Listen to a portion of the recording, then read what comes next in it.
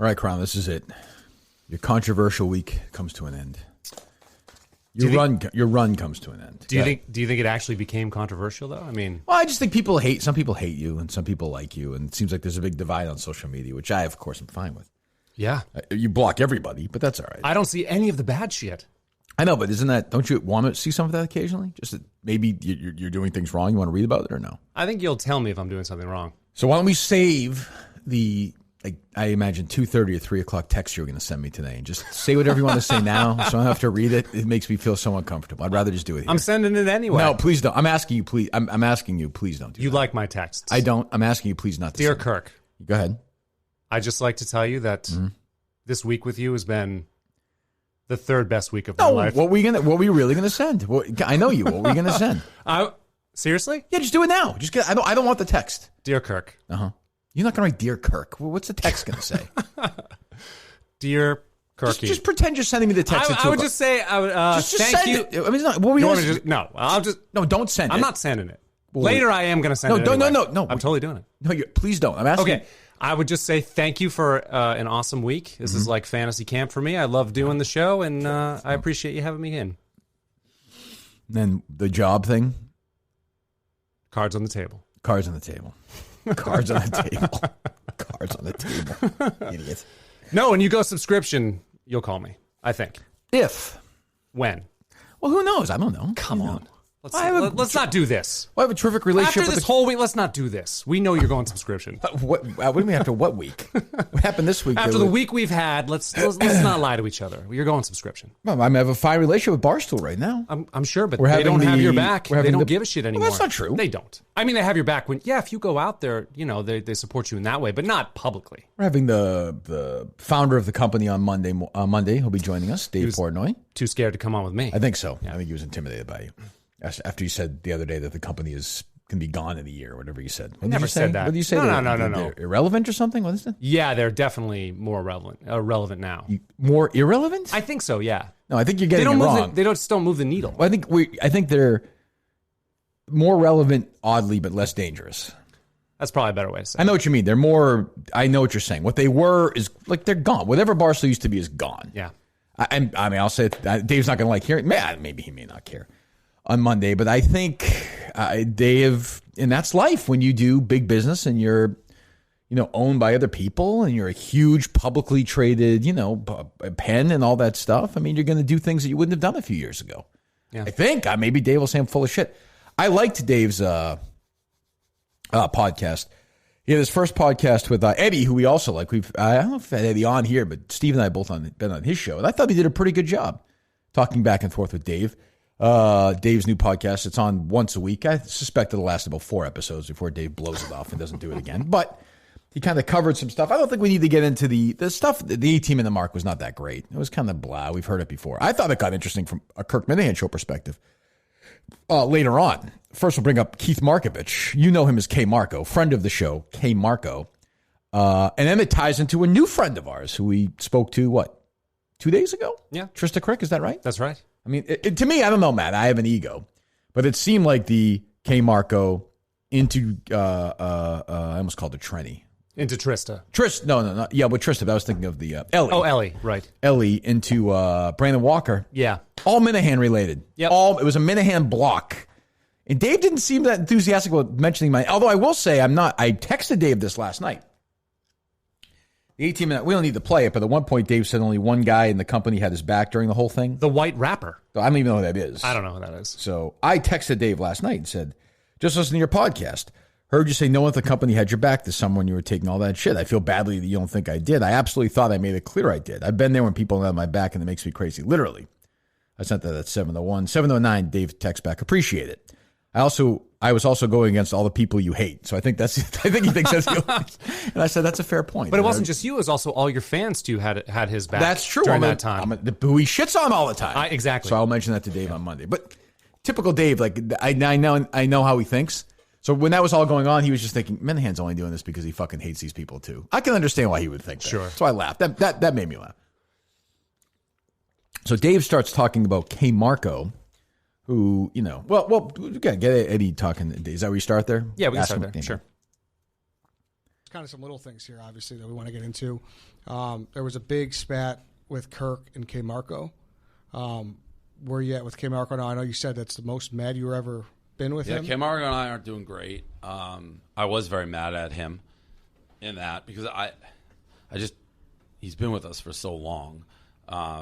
And I have basically loyal to, but I just didn't know how he posted that from fucking Zonker of all people. And you give Kirk a wrench, and like he's just a guy you don't give a wrench, you know. Yeah. You just don't give a wrench because he's just going to keep hitting you with it, and it's exhausting. Hold on, real quick. Hold on. Sorry. I get the sense that Dave is like, I'm fucking so sick of this guy. He's beat down. He's just sick of me. I haven't done anything in months. We've been doing our thing here. That thing is, how old is that K. Marco story? 4 months old? At least, yeah, June, July, August, September. Three. He's just exhausting. What have I done? I think it ties into something else he's going to get to later, but like I don't know. I was surprised to hear him say that. I was surprised they were even. So the point was they were doing Dave's year in review, pretty much, right? Yeah. So they're going through all the stuff, and that guy Eddie, who again I like, he's a funny guy. I did something with him. Oh, I did that movie we watched, Creed 2. Oh, with Brandon Walker, him and Jeff Lowe, maybe? He's got that good... Their movie podcast is pretty good, the Barstool one. And I like him. And he was fascinated by Steve and all that stuff. And I heard Eddie saying this thing. He's like, we're going to get into more sports in the next few podcasts. I'm like, don't do that. Just Dave does it everywhere else. Just talk about Barstool office shit with him. Once a week, half hour, pick 3 or 4 stories that are interesting, let Dave weigh in on it. It's way better than they're talking about football. I don't want to hear that, but go ahead. It's just going to keep hitting you with it, and it's exhausting. So I was very upset with him, and I was upset with him about the Trista blog. How that Trista blog she wrote, that headline was so ridiculous. Gaz sent it to me, and the way he phrased it, like he said, like, this is Deadspin. Should we talk about it? And I thought he meant like Deadspin wrote it. Should we mention it? I'm like, no, just ignore it. And then I found out later it was us. And I don't know what the fuck Trista was doing with that headline or that article, because I thought it was pretty clear to stay away from it. Hold on. And hold on. So I'll ask Dave about this Monday. So he's talking about the Trista story about Steve Nash, I think assume? that's the one. Right. Yeah. I don't know anything else. Maybe it's something else. I don't know. You're supposed to stay away from it? Why? It makes no sense. Why? I mean, the headline is stupid. I mean, I said it to you, it's dumb, the problematic hiring of Steve Nash.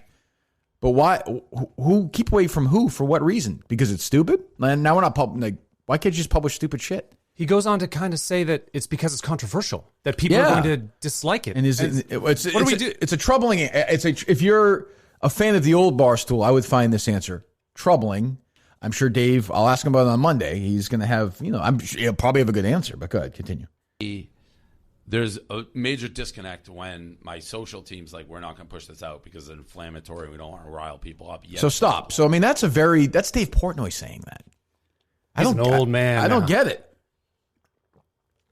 Like, what? I mean, when I hear that, I will say when I hear that, I'm like, oh, man. I mean, I've had a great run here. They've been awesome to me. I love Erica and Dave and Dan and Gavin. All the names of people I love. I'm like, man, they don't want no fucking part of me after a while. Like, what if that's inflammatory? Trista Crick's stupid story about Steve Nash, which, by the way, actually takes like the woke side anyway. It does. It's like it's not even. It's just dumb. Like that's not well, I don't know. Go ahead.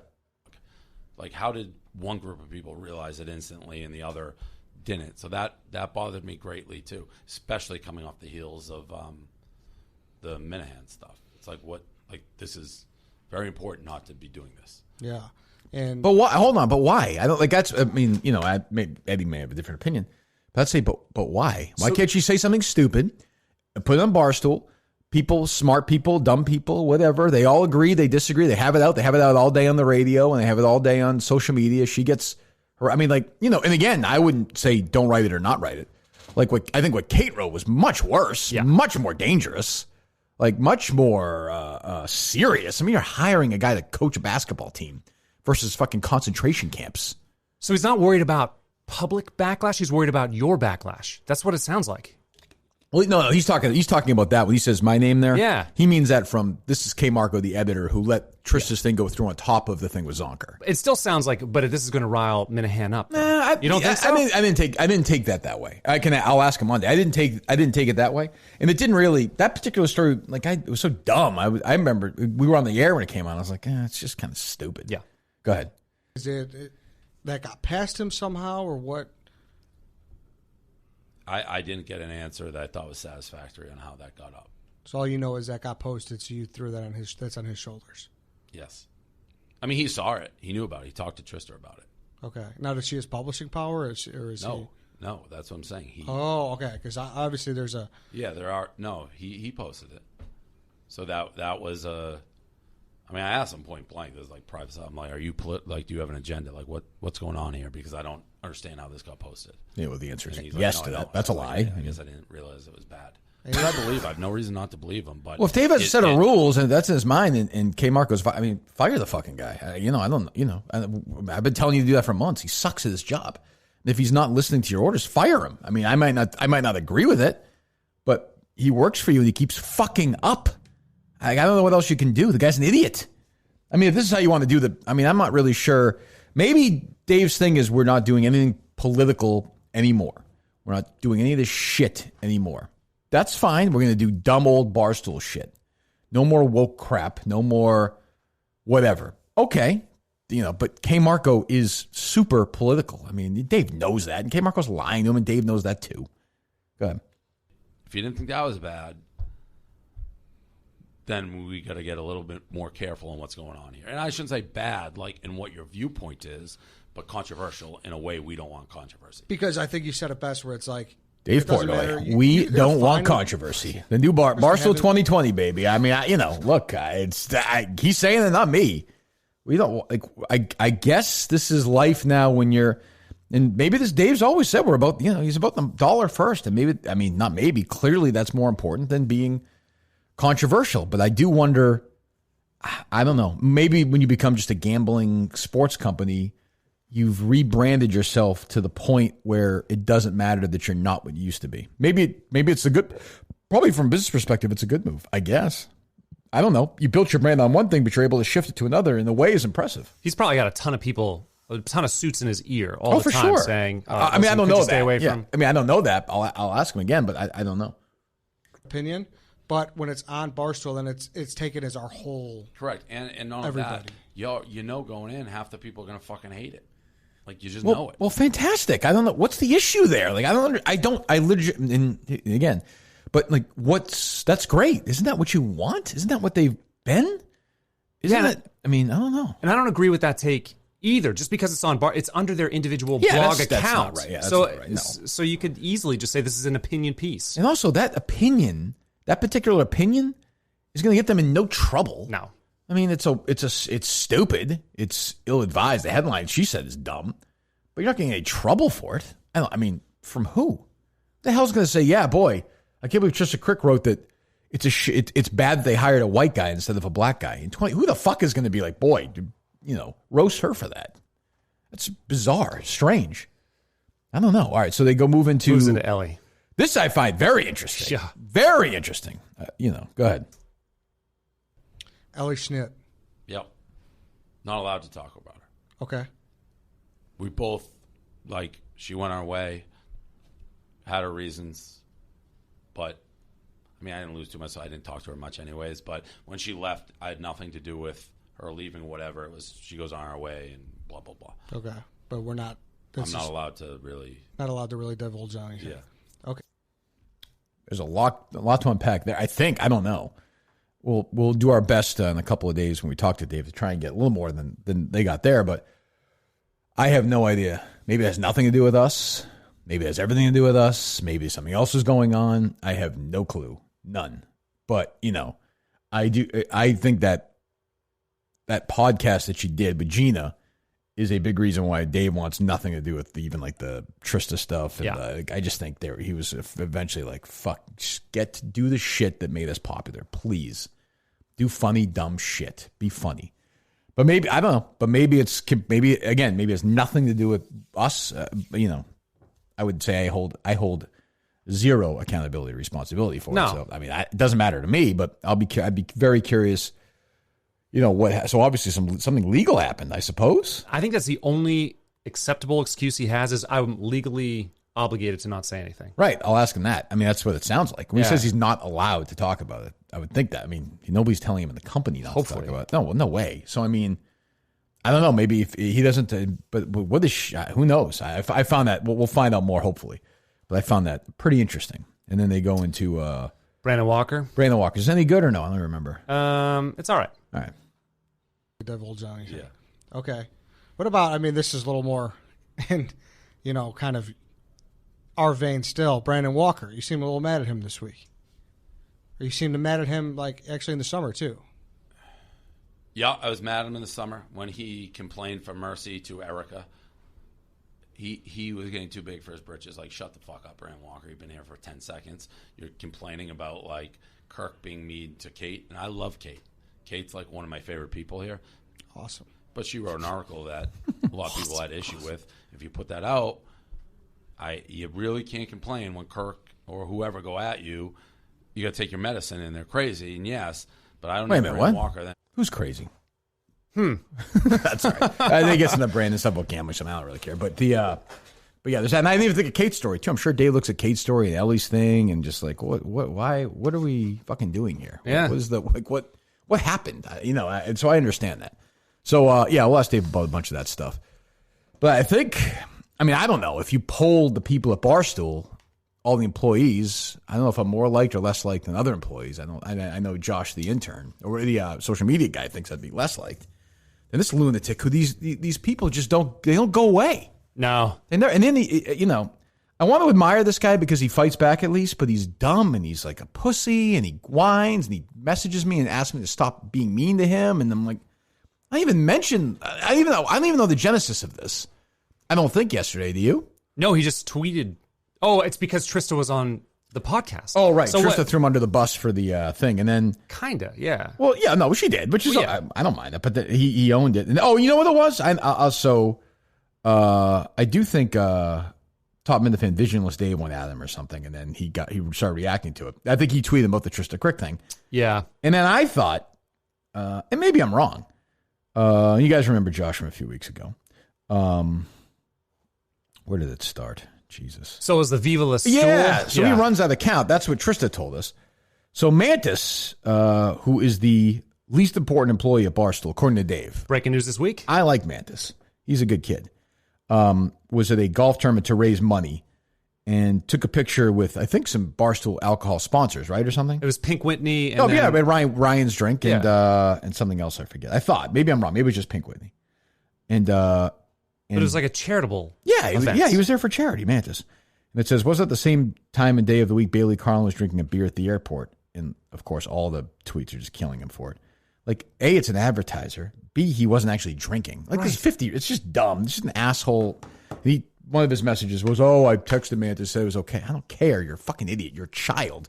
Why they let him run that account is total insanity to me. It's good. No idea. Dave is sitting there saying, to Eddie, we got to be more careful. We can't, and you've got this literally a lunatic running your social media. He's going to bring you down one day. Yeah. Bring the fucking company down with 3 dumb tweets. I guarantee you. And then he's doing the back and forth with, again, I'm an asshole. I'm a prick. The Minifans are psychopaths. And he messages me and he's like, hey, I was told by people within the company that I'm not allowed to talk about your show anymore. I'll read them right now. Let me see. Like I'm not allowed to be critical of you, or I'm not allowed to post anything about your show anymore? Stop mentioning me in the show. I don't want to be a part of your world, so whatever. I've stopped talking to you. People aren't supposed to bash brands within the company. Stop bringing me up. I love this. Cut out any part of the show where I'm mentioned. So I said no. and I was, I mean, we just went back, I never expressed, I don't remember where it started. I'm literally not allowed to trash your show or you. Stop coming at me. Nope. Sorry, I said you shouldn't have my son. Fuck off. You just called my fans the worst people on earth. Some I really like. I said, sober up, Josh. Good luck. You're a piece of shit. He said, so it's this, fuck off me again. I hate you. I said, I hate people who call my 8-year-old son a racist. Odd policy, but it's mine. And you're an asshole. And I said, you're racist. And he said, hate on me all you want. I couldn't care less, which is definitely true. You can tell he doesn't care at all. No. He's just a lunatic, and like it is punching down, but I just fucking, he keeps fucking poking. Yeah, which is okay. I mean, but I'm going to answer it. He does this thing where he goes at, it's like, well, we're going to, there's people there. He's there. There's that other guy. I forget his name. He's another producer there, that no-name Pat guy, another prick. But they're just like, they just suck. And it's like, where is it? Where's the one? Oh, this is, there's one or two reasons why Kirk Minihane is such a piece of shit. Say whatever the fuck you want about me. I don't give a fuck. Go fuck yourself. It's like, I don't care, but like, it's just funny to me that he could do it all day, but like an hour before that, he's like, I'm not allowed to talk about him anymore. You can't, like today, he'll react to this.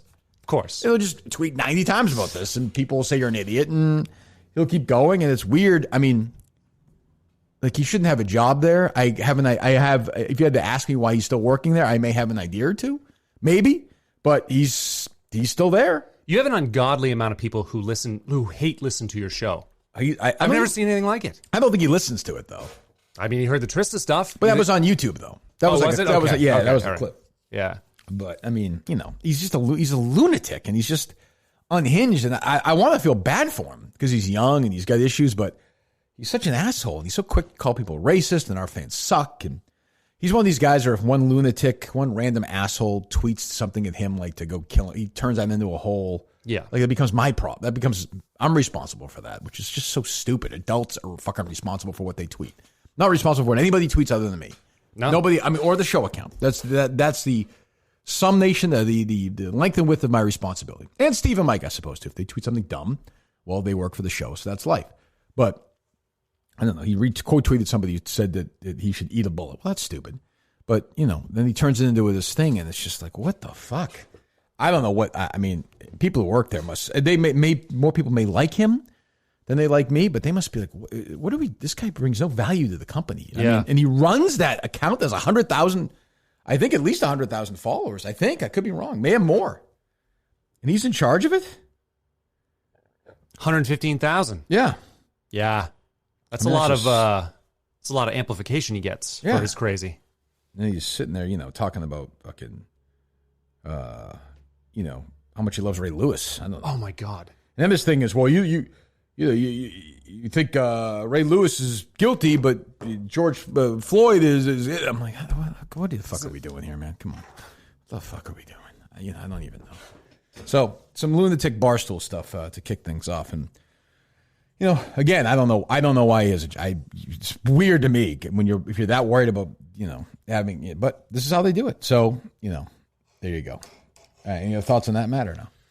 That's the new Barstool. That's it. That's what I got. I mean, I guess, I don't know. I mean, there's plenty of great people there, too. But the other thing is, too, it's like, what percentage of Barstool employees hate Dave? That's got to be a high percentage, too. I mean, he must have... Well, that's the thing. When he tweeted out, like, something about, he's like, you think I'm a bigger asshole than you? Well, pull the Barstool. I'm like, how old are we? Do you think I care if anybody there likes me? Yeah. Look, okay, Josh, you win 54 to 46%.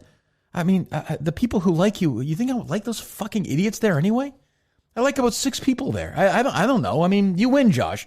More people more 22-year-old idiots who have never lived a day in their life like you more than they like me in New York. Congratulations, a great man once said. Yeah. Jesus. Thursday boots. A great pair of boots. You can have it all. Want to know how? Stop what you're doing. Go to your computer, your phone, wherever. Type in the following. ThursdayBoots.com. ThursdayBoots.com. Your favorite pair of handcrafted boots. Beautiful handcrafted boots.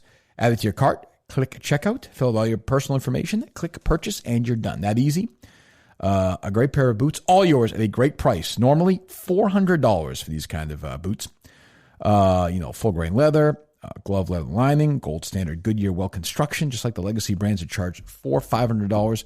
Thursday Boots sell their boots at prices starting at just $149 with free shipping and returns. I have mine. Got mine this week. I love them. Can't wait to start wearing them. It's going to get a little colder here soon in a week or two. I'm going to be wearing them. You can even wear it if you're going out for a nice night. This year, get a pair of boots that'll last season after season after season. Carabas told us, I think it's year 4 or 5 with his. Get a pair of boots handcrafted with the highest quality materials, sold at honest prices. A pair of Thursday Boots. Head on over to ThursdayBoots.com and try a pair with free shipping and returns. And use a survey after checkout to let them know I sent you there. ThursdayBoots.com. What else is going on?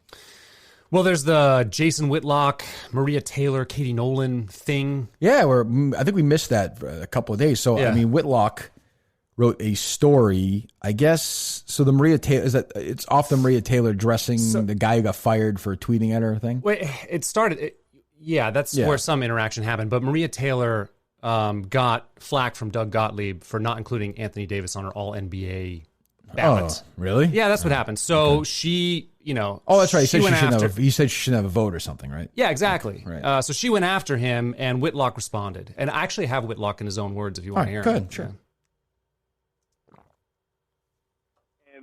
And she's criticized Drew Brees over the top because of his national anthem columns. She's just going woke.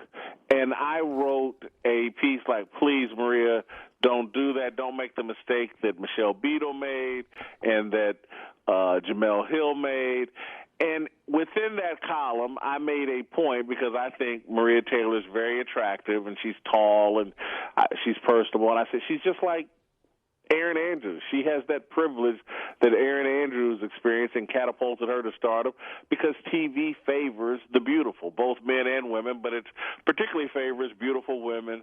And, I made a side point in there, spicing up my column, and it's what I really think, that looks have made Katie Nolan a bartender and turned her into a seven-figure salary personality at ESPN, despite not having the ability to do live television, despite having a paper-thin resume and no real accomplishments other than some made-up Sports Emmy Award about social media experience over Twitter that she doesn't have really anything to do with. I just, Katie Nolan, I think most people in the sports media know has lived a privileged and pampered life. And I pointed it out, and Katie Nolan tweeted a response to me Sunday, and I was like, okay, there's more things I'd like to say about Katie Nolan.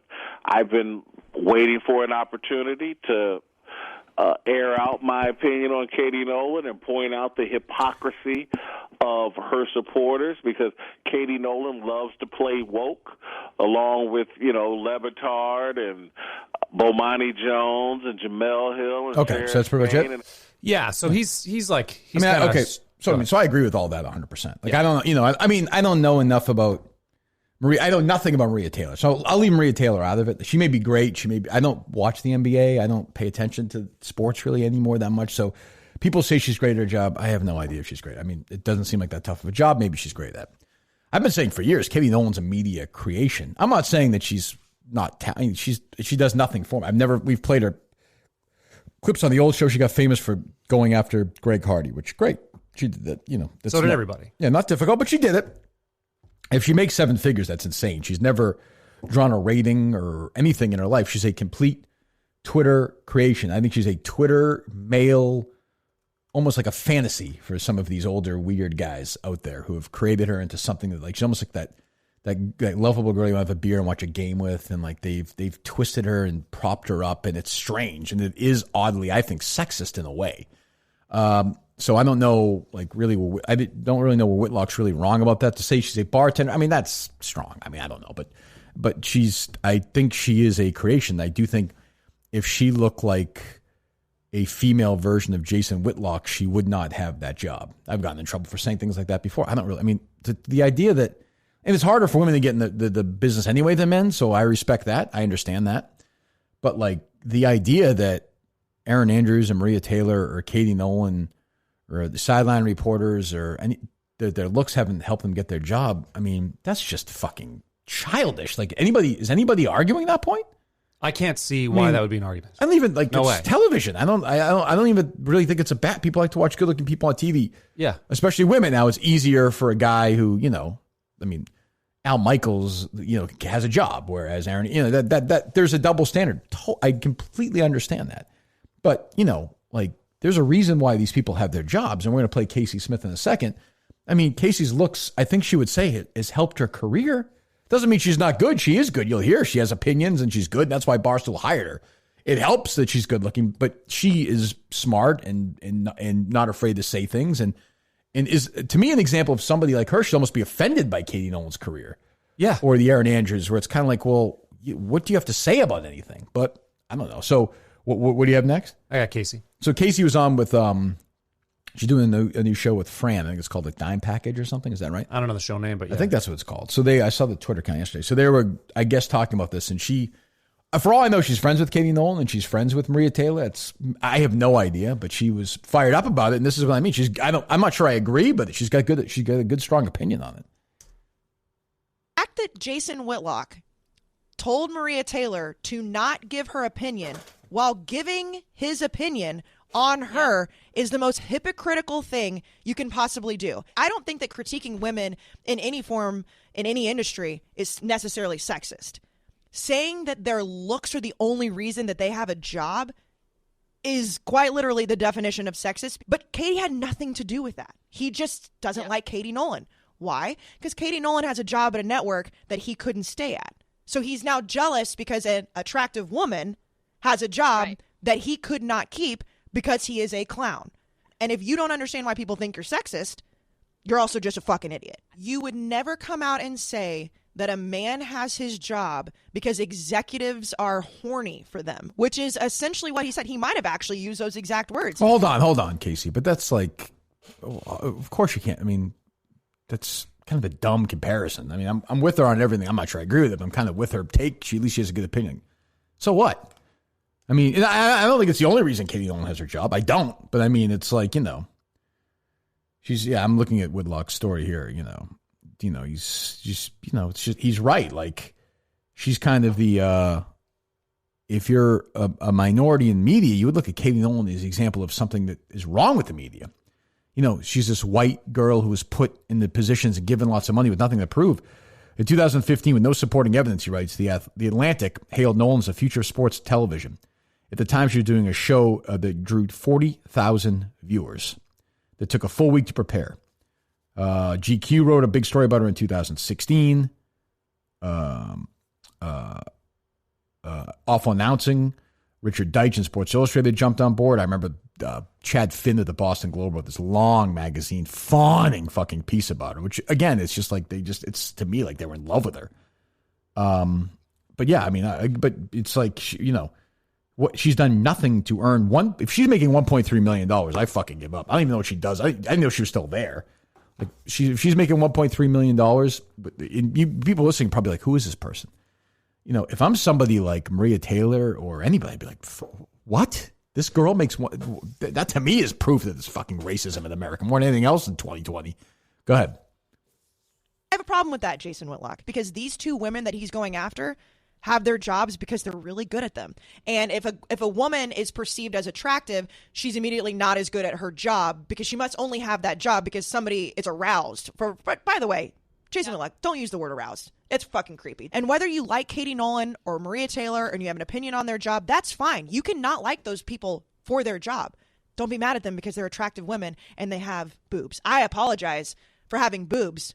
But I mean, what are they supposed to do here? Shut the fuck up for 2 seconds and just let women have their jobs. She's telling her boobs to shut the fuck up? I think she's looking straight down when she says it, too. Okay. She's talking to Whitlock, I think. It's not who also has boobs, to be fair. That is fair, yeah. Well, go ahead. It would be sexist if he were saying that all women have jobs in media because they're attractive. Like, that's the only reason why women. That's not what he's saying. Whitlock has gone the woke thing, and he's with Clay Travis now with Outkick, and so everyone thinks that's evil now because they're Republican, or I don't even know what I imagine Whitlock's Republican. So now you can't do that. And I do understand part of what Kayce's saying. She makes a good point that if somebody, I think it's hard to be a woman who's good looking and people think they're good at their job too. Like I do get that because everyone's always like, oh, it's because, but like that right there. Well, the article, whether you agree with that or not, that's a good, passionate take that somebody like fucking Maria Taylor, I have no idea if Erin Andrews is not capable. I don't think capable of doing that. That's why if I'm Kayce, I'm sort of more not. I get why she's not in the Whitlock camp, but at the same time, it's sort of like, you must understand there's some truth in what he's saying. Yeah, and he thinks that Maria Taylor's great, and he's using, He's using. What does Maria Taylor do even? I don't even know. I think she's sidelined on NBA and she's on a show. Okay. I know I saw them give her flowers on that show. But basically comparing her to Nolan, saying this is not that Nolan situation. She has no talent. So the only reason why she has a job is because of her looks. But Maria Taylor is very talented. I don't think he's being sexist at all. Yeah, I mean, I do think some of the idea that these older guys put Katie Nolan in the position because she's sort of their fantasy.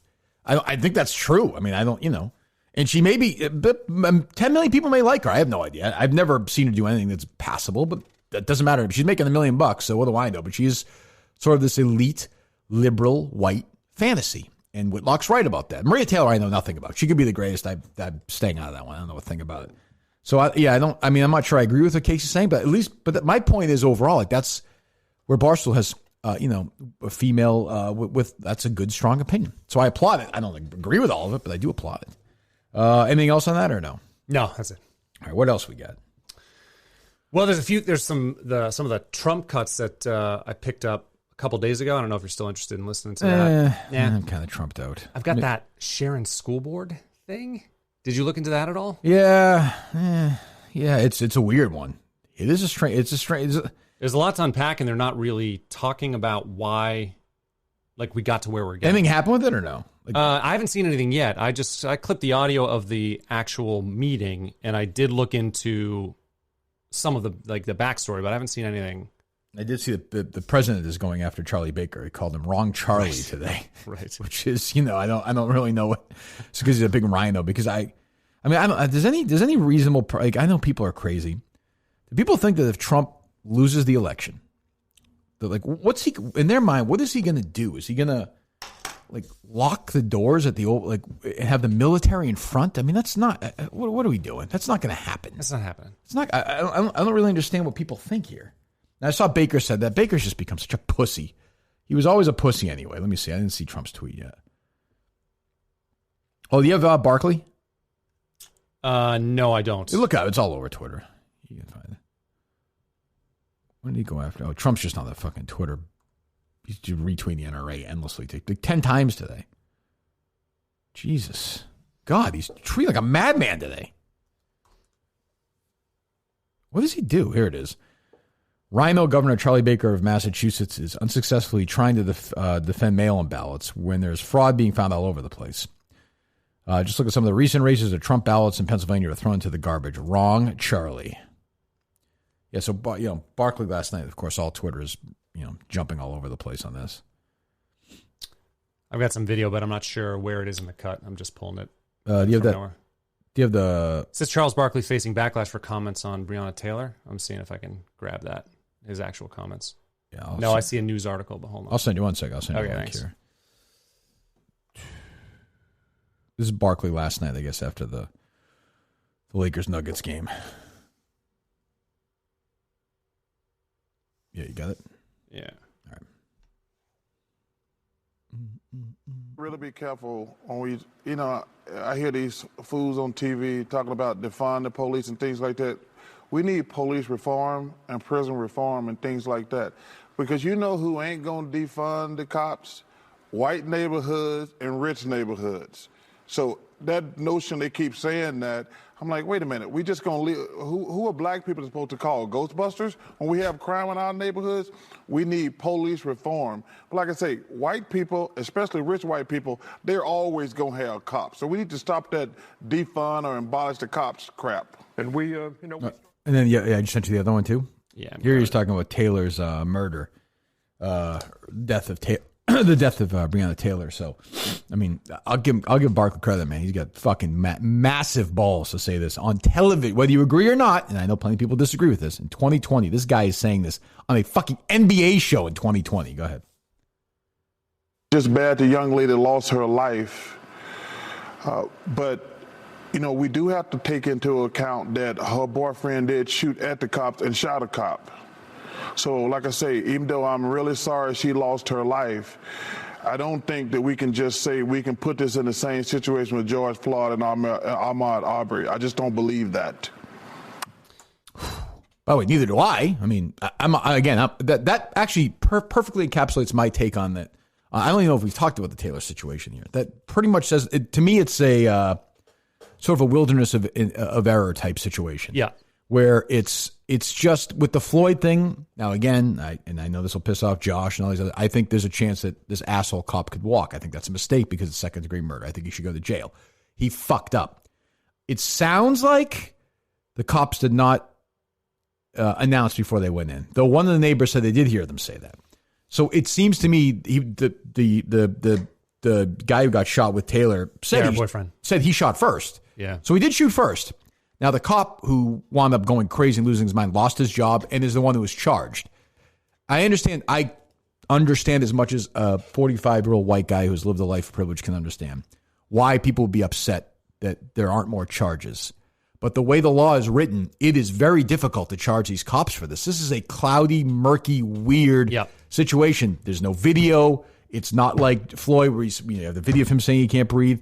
It's not cut and dried. It is fucking, it's a strange situation. So again, this is what I would say to Josh. This is what I would say to anyone we had on. Like, I get it. I get that you're pissed off about this, but it's a weird one to make your cause because it's, to me, just not as cut and dried as the other ones. I think Barkley said it well. They shot first. It doesn't mean the cops acted properly. They did not. But they shot first. When you shoot first to the cop, they're going to shoot back. Yeah. I mean, there's systemic issues above this interaction, like war on drugs shouldn't be happening, number one. But number two, no-knock raids. Even if they identified themselves but kicked in the door, dude, in the middle of the night, someone kicks in my door, I'm going to try to defend my wife. Yeah. Definitely. Well, it wasn't his wife. No, but my loved one. I mean, he's in bed with her. And totally. No, that's what I'm saying. I'm with you 1,000%. Yeah. 1,000%. But it is not. It's not cut and dry. No, it's not. It's not. They went and shot. It's not like Blake where they shot him 7 times. Whether you know what Blake was doing or wasn't doing, or his history or his sexual assault past or whatever it was, this is a weird But yeah, one of the neighbors just said that they did announce that they were there. But even if they did, but then just kicked in the door, like I would agree. Well, I actually think your best case on it for me is like this fucking drug. Like these guys died because of drugs. Well, I'm saying the war on drugs. It's just a fucking like that. That's why. I'm sorry. Not he died. He's alive. That's why she died. Is because the cops are so like, what the fuck? And we're talking about like someone who was selling drugs. They went to the wrong house. Like this is not. Yeah, they fucked. Oh, they totally fucked this whole it up. thing up. Totally. Yeah. She should be alive. No question. So there's definitely liability, not just for the police force, but also the police officer who shot. Oh, totally, completely. There is right, but I'm saying it is murky. Absolutely. And I wish there was video for it, but there isn't, and it's complicated. But she should be alive. Do I think she was murdered? No, I don't think she was murdered. I think she was killed, and I think she was killed wrongly. I mean. Now it's semantical. Like some sort of wrongful death. I totally get it, and I totally get the frustration. But man, it is fucking for Barkley to say that is pretty gutsy. I'm telling you. But he's at the fucking stage of his life and his career, and he's made his life doing that. He can do it. But I think this, the sooner we understand that we're never going to solve this war on drugs and move on to other stuff, the better. Billions and billions of dollars, countless loss of life. That's because trillions, maybe at this point in the history of the country. Because you think that you can, not you, because the government thinks that they can just tell people what they can and cannot put in their body. It's stupid. We're adults. It's also just not governable. It's just not like people want it. It's been going on now for as long as time, so it's not going to stop. If you could find a way to, I don't know what the solution is.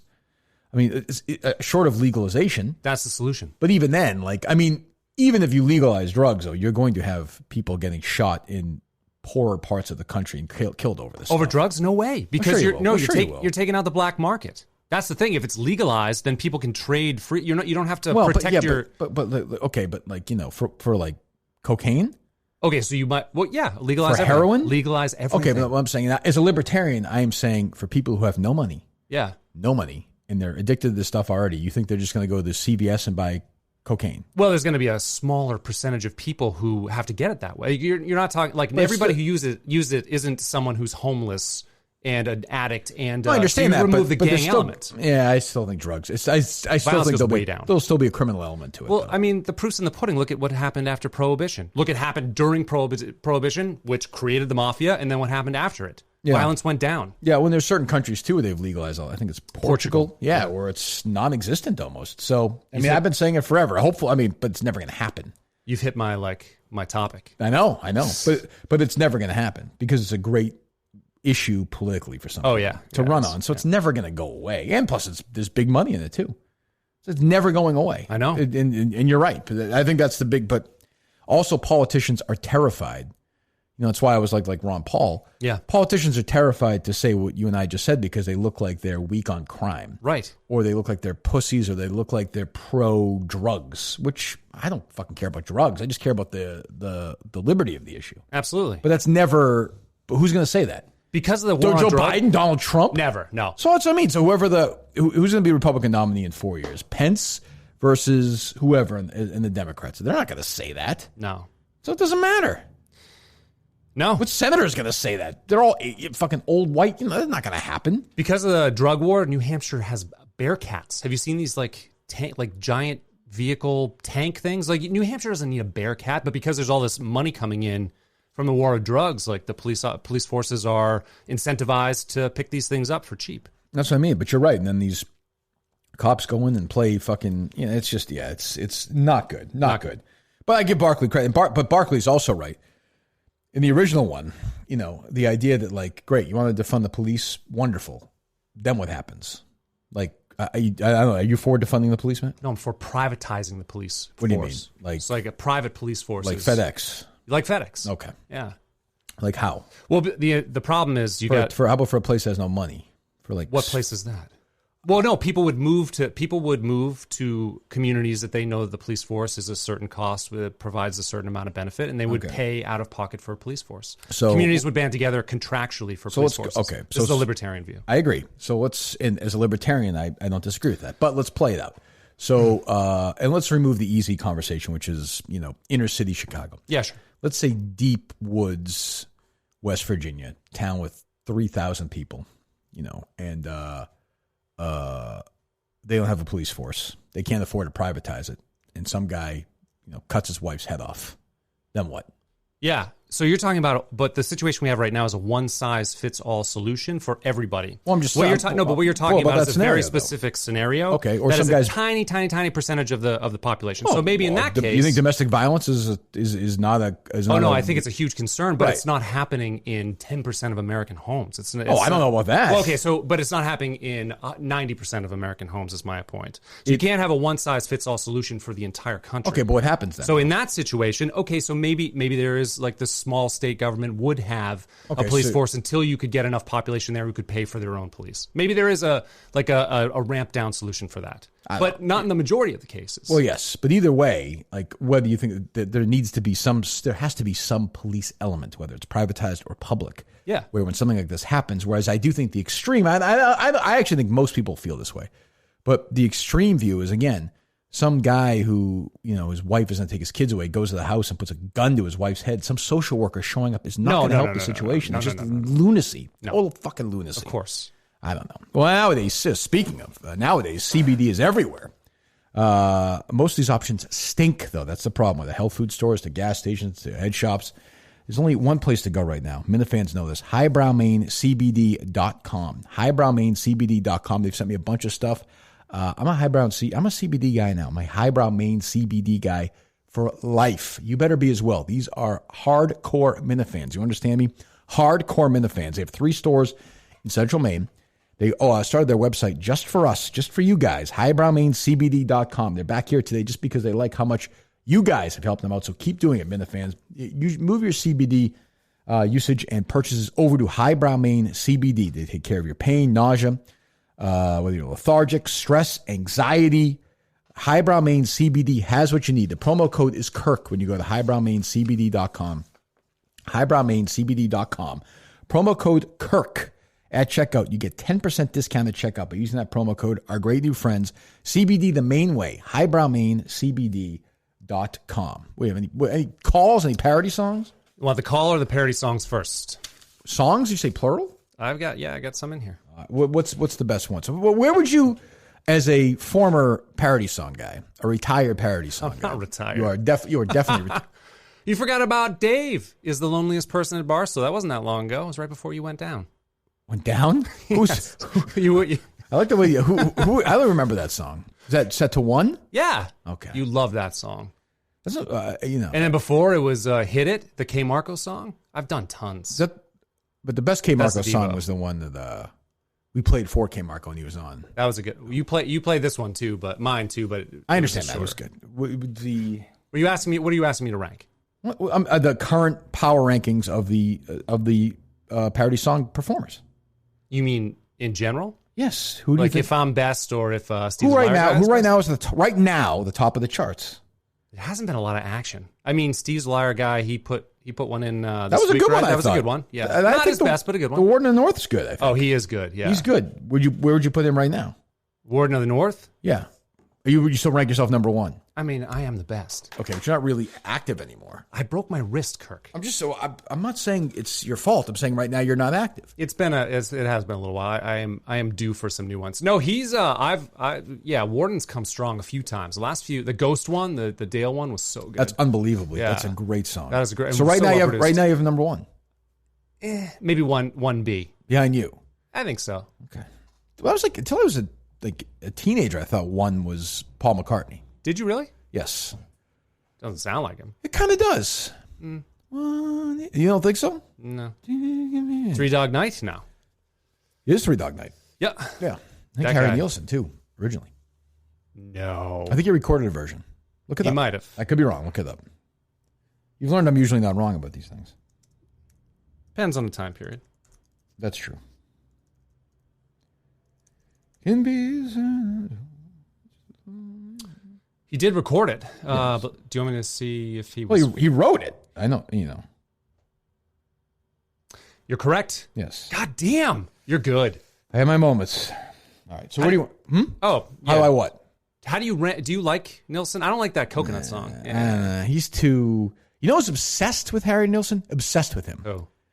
Wrote the liner notes for like his after he died, his box set. Curtis Armstrong.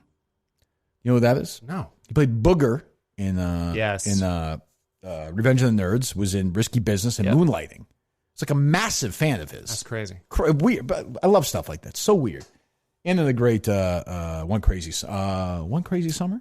Was he in both of them? One Crazy Summer and Better Off Dead? Better Off Dead. He's in Better Off Dead, right? Yeah. Yeah, Better Off Dead. Yeah. He's the cocaine guy, Better Off Dead. Right. Yes, which is a great movie too. Savage love Steve it. Holland. Yeah. All right, where are we starting?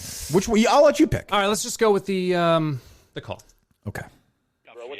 Former reenactor. I was part of a company out of the Concord, Lexington area. Our role was to defend the North Bridge. What you do as a reenactor, you may know this, you actually play actual people. So I played Matt Fuller, who was a private who actually disappeared after that battle. Well, so first of all, I thought you were calling from Boston, New York. You're calling from the real. Oh, the real Boston. No, I went to. Tell by the accent. I went to RIT, so I'm familiar with the show. Oh, outstanding! Oh, smart. You Smart. had to play a character who disappeared. So, given the fact that presumably nobody knows whether he ran away or was vaporized by artillery, what do? He ran away. Apparently, he was AWOL afterward. There were 400 militiamen facing 100 regulars that day. They were under the command of Colonel Vincent Owen. Owen acted like an elementary school child, to be honest with you, and so everything fell to pieces. Fuller did reappear, apparently, in later years. He had reappeared on the rolls as a farmer out in, I think it was Iowa? But I got to tell you, be prepared for the uniforms. My dad, Peter, he's the one that got me into this. The uniforms are rough wool. I think one of your other callers had said this. They're very rough wool. And in the summer times when you're drilling, I'd get a ride in the back of the Suburban, and that wool would really chafe on you up and down. It was very uncomfortable unless you made the best of it, if you know what I mean. And So we're talking, put it delicately, swamp ass and monkey butt. there you go. But you can make the best of it if you just, concentrate and take your mind off of the material. And you are right. You know what? I wish I had more time to talk to you. Would you call in like sometime this week later on? Does he call back or no? I don't have it yet. All right. That's a good one. What songs do we have here? Why don't we try Nobody's Missing? You don't sound very happy about this. About the songs? Yeah. Oh, yeah? Well, all right. I talked to Steve a little bit yesterday. No mic up. Neither one of us have a mic update, so in case anybody's wondering. Want to call him? I do not. Okay. No, let him be. All right. Nobody's missing you.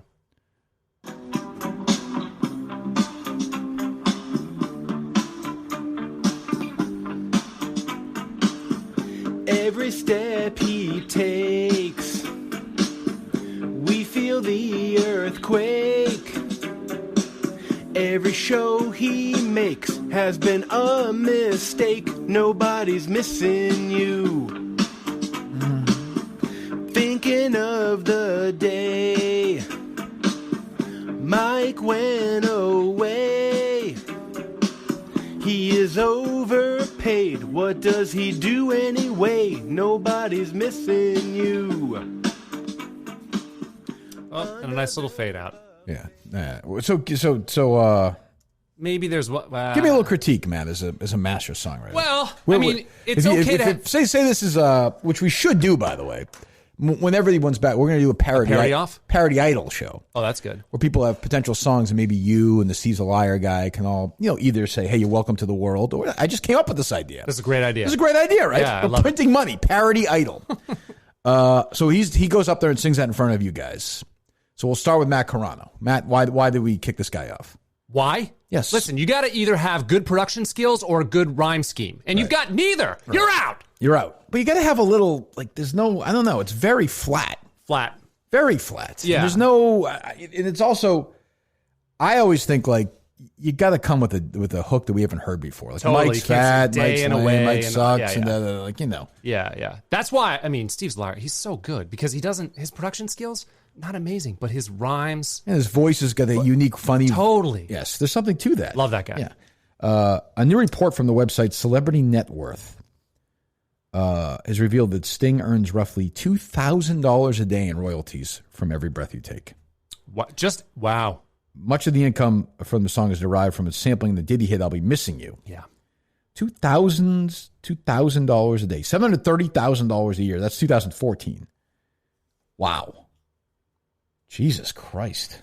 That's pretty sweet. One hit song will do it. Yeah, well, he had more than that, but yeah.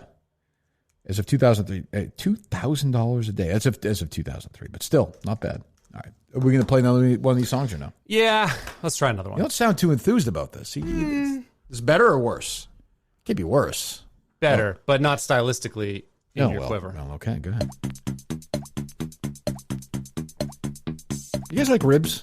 Yeah, love ribs. I knew Mike would say yes. You're overweight. What do you want me to say? Lose some weight. That's like the start of this. Yes. I'm a big fat fuck. I'll eat anything. Blind Mike's got a big butt, and we all know why. Because he eats more than Big Steve lies. He'll sit there and tell you that he's got a little waist while shoving Mamma Mia's in his face, you fat fuck. Go ahead and wait your tears, I'm gonna make this thing clear. You're sad because you don't make money. You're mad because Ted's more funny. Oh my, look at your picture. You look like Greg Hill's sister. You sound the fork, boy, you blind fat fuck. David Portnoy. Ooh, you waddle uphill, trying to build some muscle, but you're mushy and you're gushy. You got that big old tushy. I seen them birthing hits, album must give pity at home, cause they're big. You can shit out Willie Cologne. I'm gonna run a 5K, how do I say this gently? You'll probably walk half of it and end that shit at Wendy's. So Minifans, cause Mikey got some dinner plans. He's eating a ton of stuff. Mike's got a big butt. That's not bad. Not bad. I undersold that one. That's not bad. Yeah. That's creative and funny and good production. Yeah. I liked it. Yep. Is all we got for that? Yeah, for that one, yeah. I'm saying, well, we have another parody song? Yeah, but I'm not quite sure. I'm not quite sure how good these are. You want to try them? Well, how many more do we have? Like 3. Sure, we'll play them. Why not? We haven't played a bunch in a while, so we get a bunch sent to us. Go ahead. S.E. Robinson. All right, Tom, you're acting like a bitch, man. Call me a toddler, I still got a bigger dick, man. Ghost me. Clearly not a smart plan. Call you my ex-girl, I broke pussy heart, man. Think you're getting bullied? Hell no. Biggest lie I ever told was you got a good show. They call me SC, you can call me Che Robinson. I'm the top snob, you're on top cock gobbling. You suck. Nothing but a boring bitch. Mike's ass is bigger than your entire audience. Ugly. You really need some help, son. Looking like Smugsy. Fuck Peter Nelson. I can really smell it. Then call me. I'll be in DC with your wife getting balls. Oh, Jesus. Same guy, right? I think so.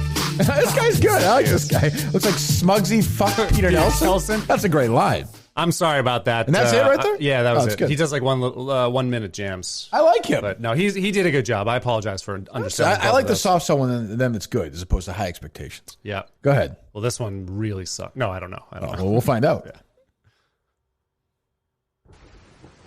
As Steve grows old, he guy is just- I guess the same guy. Good. Down I don't know. his diary. The more I think I don't think so. about Maybe not. it, it's fucking weird. He Maybe. hides knives up in trees, and though he could get up and just No, go, I'm good. he puts the bottle. Last one? Yes. Okay. Go ahead.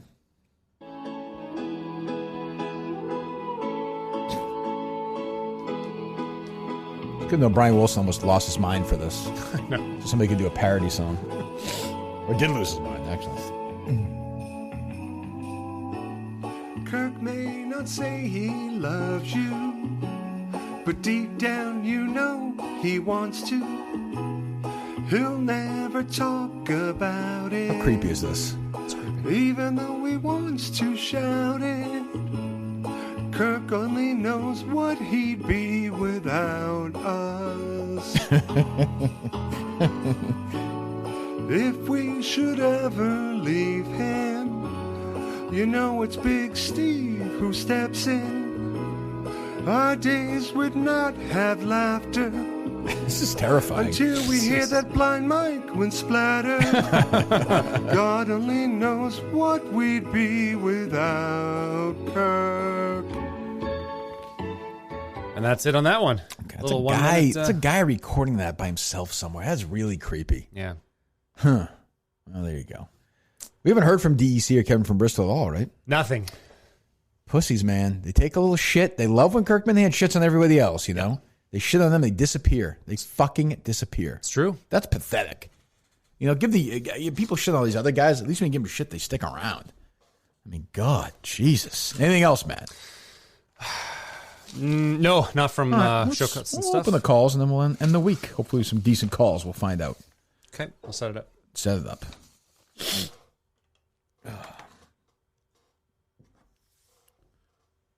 I saw you guys. It seemed like the feedback for Carabas was good. I think he'll be back next week. He seems to enjoy it. We had a nice conversation after the show, so he's enjoying it. I think he likes the world right now. He's into the world right now. Yeah, which is good. Thank you for calling Call-In Studios host and call screener line. Please enter your show number and press pound. Enter your 6-digit PIN number. Here we go.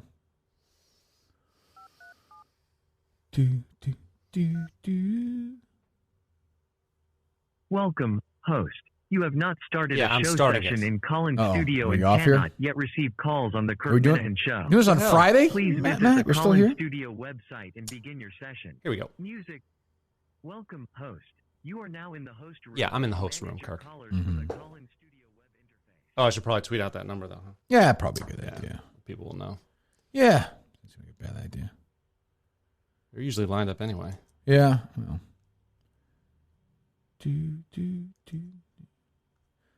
Oh, as we set this up, let me say quickly here, because I almost forgot. I shouldn't forget that. Let me see here. Blind Prison Mike, I know, organized a fundraiser. Yep. That's tomorrow, I believe, in your fine state, right? Yeah, in Nashua, New Hampshire. Nashua, New Hampshire. So if you follow him at BPM_blind, we'll tweet it out. They're doing they're doing a walk tomorrow for suicide prevention, I think, The correct? American Foundation for Suicide Prevention. Yep. Are you participating in the walk, man? No, I won't be able to get there. You hate suicide. Okay, well, that's No, fine. I raised funds for it. Well, thank you for that. You're welcome. Well, the great Minifans raised a bunch of money for that, which we really appreciate.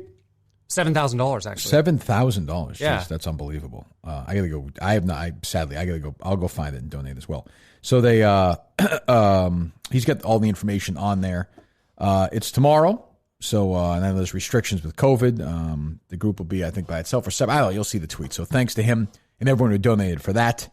And I know it's a Team Minifan group, and they're walking tomorrow. So I am deeply appreciative. I'll be thinking of you guys. Thanks so much for that. So, We'll tweet that out at some point today. If he sends us the link for the fundraiser, we can do that as well.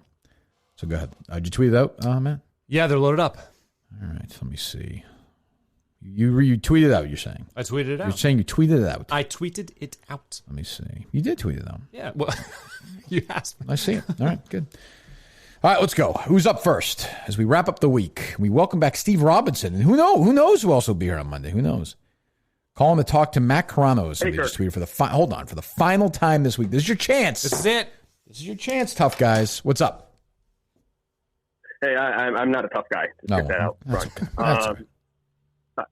Well, first, I really like having Jared in, but the difficult part with you and him is that he's not really a punching bag like you prefer. But I think having Carano there on Jared's day is helpful because then he can be your punching bag. Great. Well, I think he's. I think Carabas to me is more another thing which I like was just a complete blank page of paper staring at me. You know. I've watched some of the videos on the Twitter page, and he does look fairly blank sometimes. Yeah, there's nothing there. The eyes are empty. There's nothing going on, which I like. And the thing I like about him is you can actually shit on him. He doesn't care. Although I noticed Carano was quiet during the episode. Well, I didn't want to step in. Sure. I understand. Go ahead. I'm sorry, caller. Well, and now you have two sidekicks who have empty eyes, which is That's true. That's a good point. Thank you. Yes. But you guys also touched on yesterday if the Minifans have your address. Mm-hmm. The studio address.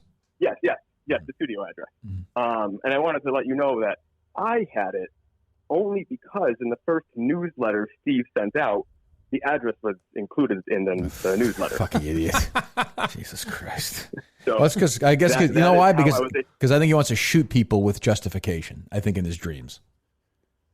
Well, and I was able to send you a book that you threw on the floor. Oh, I read. I wound up reading it. The Glory book. Yeah. Yes, I read it. Thank you. Yes, I read it. I liked it.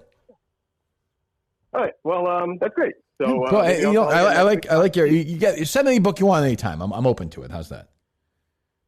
Sounds good. Thanks, all right, buddy. Have a good weekend. I like when people thank me for letting them know they can send me free books. Thank you. You're allowed to do that. I did like that. I threw that book in the bad movie, and I picked it up and read it. I remember that. Yeah, I do. Colonel Robert Shaw from immortalized by Matthew Broderick. Poor casting in the motion picture. You think he was that bad? I thought I really liked that movie. Ferris Bueller. It's just too, and he had a bad accent. It was not.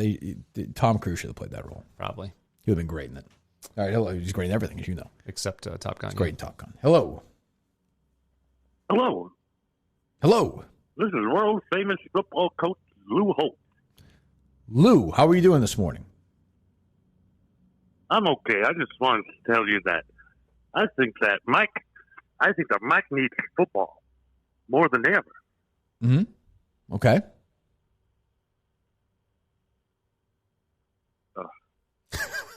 Anything else, Lou? Someone walked into the room when I was going to do this. So what happened, Lou? Somebody walked into the room?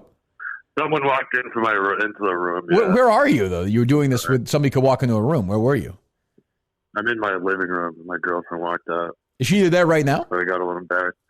Yeah, she's in the kitchen. Put her on real quick. I want to hear what hold on, I'll put you on speaker. Hold on. I told her I just walked in. She's right here. What's her name? What's your name? Her name's Tina. Tina. Hi. Do you have? So your boyfriend is calling my show, the Kirk Minihane Show, and he's doing an impression of a football coach making fun of a blind guy who's not working anymore. What goes on through your mind as you walk into the living room and the man that you're, I imagine, in love with, you're having intercourse with occasionally? This is what he does with his spare time. Do you think that you've done something wrong in your life that you're in this situation? No, not at all. No, you have. You definitely have, Tina. Yes, maybe I have. Okay. Well, all right. Well, have a good weekend, both of you. Goodbye. Tina, one of the great conversationalists in history. Yeah. What goes on in these what goes on with these? You gotta make a call like that. You gotta do. No, you gotta be prepared. You lock a door. Yeah. All right. Hello. It was a terrible concept anyway. Hello. They still loaded up, Matt? Hello. Still loaded up. Who's this? 401. Kirk. Yep. The kid last night. He was laughing. Let's suffice that I know and Carmine knows that Poppy Cocksuck is holding out on us. Menendez Paving, Ralph Contracting Company. This fucking Ralph is more creative than Spielberg. He's got a bad history, Tony. Cute cocksucker could wind up dead. John, you shouldn't say stuff like that. Don't. We could say, but don't say stuff like that. This with Jenny. She's been fighting a weight problem since the kids were born. Weight Watchers, Richard Simmons, fasting. Yeah. She works very fucking hard. I'll tell you though, I never had a problem with Jenny's weight. To me, she's beautiful. Right. Rubenesque. That woman is my life. To think she's being mocked. Well, I mean, did you ever? What are you doing on the floor? Oh, sorry. Yeah, I was going to say, What did you the ever hell catch is it? that? Yeah, I thought you did. Yeah, you're right. I thought you were on the Atkins. I'm not out of the house 10 minutes. What happened to the fruit salad then? Did I ever ask you to go on a diet? Did I ever ask you to be thin for me? The fasting, the Nutrisystems, those goddamn dealer meal cards. No more weight remarks, Tony. They're hurtful and they're destructive. Thank you, John. All right, Matt, we'll move on. Okay. That was good. That was a good call. Johnny Sack. I always like that. Johnny Sack's a perfect marriage to the Sopranos guy. Oh, they're still loaded up? Still loaded up. What's up? Hello. Hello. Oh, God, I love this show sometimes. Sometimes I hate it. Hello. Is Mike there? He is, yes. Mike's back? Yeah, he's here today. First day back. We tweeted out. Oh, man, I won't be listening today. Sorry, guys. All right, well, talk to you later. What? Oh, we lost one listener. What can you do? Do you have a Mike's back date in your mind, Matt? I actually thought he'd be back this past Monday. I thought he'd be back after 2 weeks. Yeah. No, yeah, I don't think he's back. I don't know. I don't want to hurt anybody. I just don't know. Hello. Good morning, gentlemen. Good morning. How is it going today? It's going fine. I know you hate that. Sorry. Well, just get to your point. All right. Well, it's Carano's last day, so I wanted to know if you wanted to play some Answer the Internet. Sure, he'll play. I'll answer for him. Go ahead. All right, Matt. Would you rather fight one horse-sized duck or the lamely? Oh, God. You said you'll answer for me. No, I'm saying I'll answer. That you'll answer one the questions. horse-sized duck or your famous battle against the lamely. Oh, the lamely are a bunch of pussies.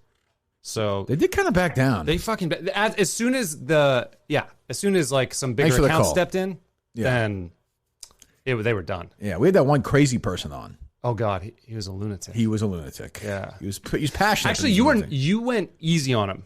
Was it just because you thought that it was a little unfair and it would have sounded kind of bad to bash him? You were sort of. And I also with people like that, with dummies, true dummies. My strategy, as I said to Mike with Josh, is be nice to them and let them speak because they sound even dumber. Yeah. You give them more rope, they sound even dumber. All right, they're still loaded up? Still loaded up. All right, hello. What's up, guys? What's up? Hey, so 185 names are going to be released here in the coming weeks of Epstein, those that have visited Epstein Island. Yeah, I saw that. And this is Elvin from Channel Zero, so you know I'm into it. Sure, it must be true then, yeah.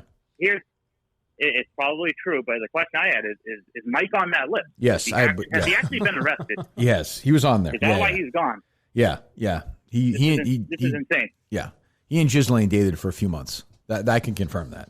I just want to make sure. What are your thoughts on, like, I'm seeing De Niro, Quentin Tarantino, some of your favorites on? I'm concerned. I don't as long as Springsteen's not on it, I'm fine. There's nobody else. He is clear. He's clear. So you think Tarantino's going to be on the list? All right. So De Niro and Tarantino don't matter to me. I love them. They're great. All that, but like that wouldn't hurt me. Bruce would physically because then I would be faced with the ultimate moral dilemma. Like, would I stop listening to Bruce Springsteen music if he was on Epstein's plane?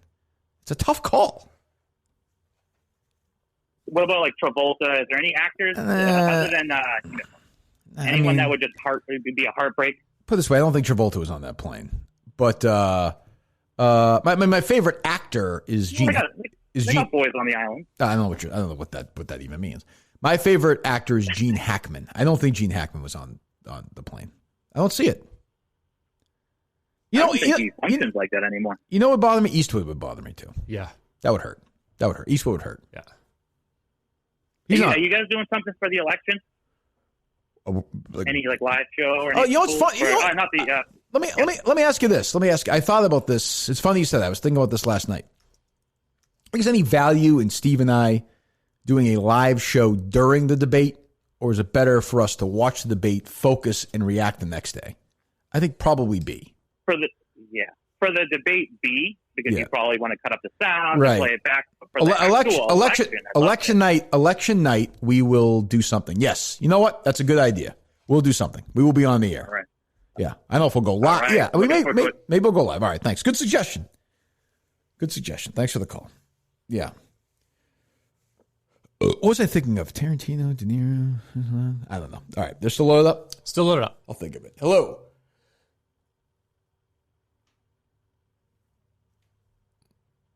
Our Red Sox catcher, Doug Mirabelli. How are you? Doug, how are you doing? How are we this morning? You're on the record of being a Bruce Springsteen fan and a movie fan. So, quick question. Sure. Which song do you prefer better? Secret Garden from Jerry Maguire or Streets of Philadelphia from Philadelphia? I'll hang up and listen. I would have to go with the Oscar-winning performance from 1994. Yes. Philadelphia. Yeah. Yeah. Great song. It's a good one. Really good. Good Bruce. I'm not a big Secret Garden fan. Not the Bruce I like. That's not the Bruce I like. No, but thank you, Doug. It's nice of you to ask. I know that people like when I talk Springsteen and movies, so we combine both.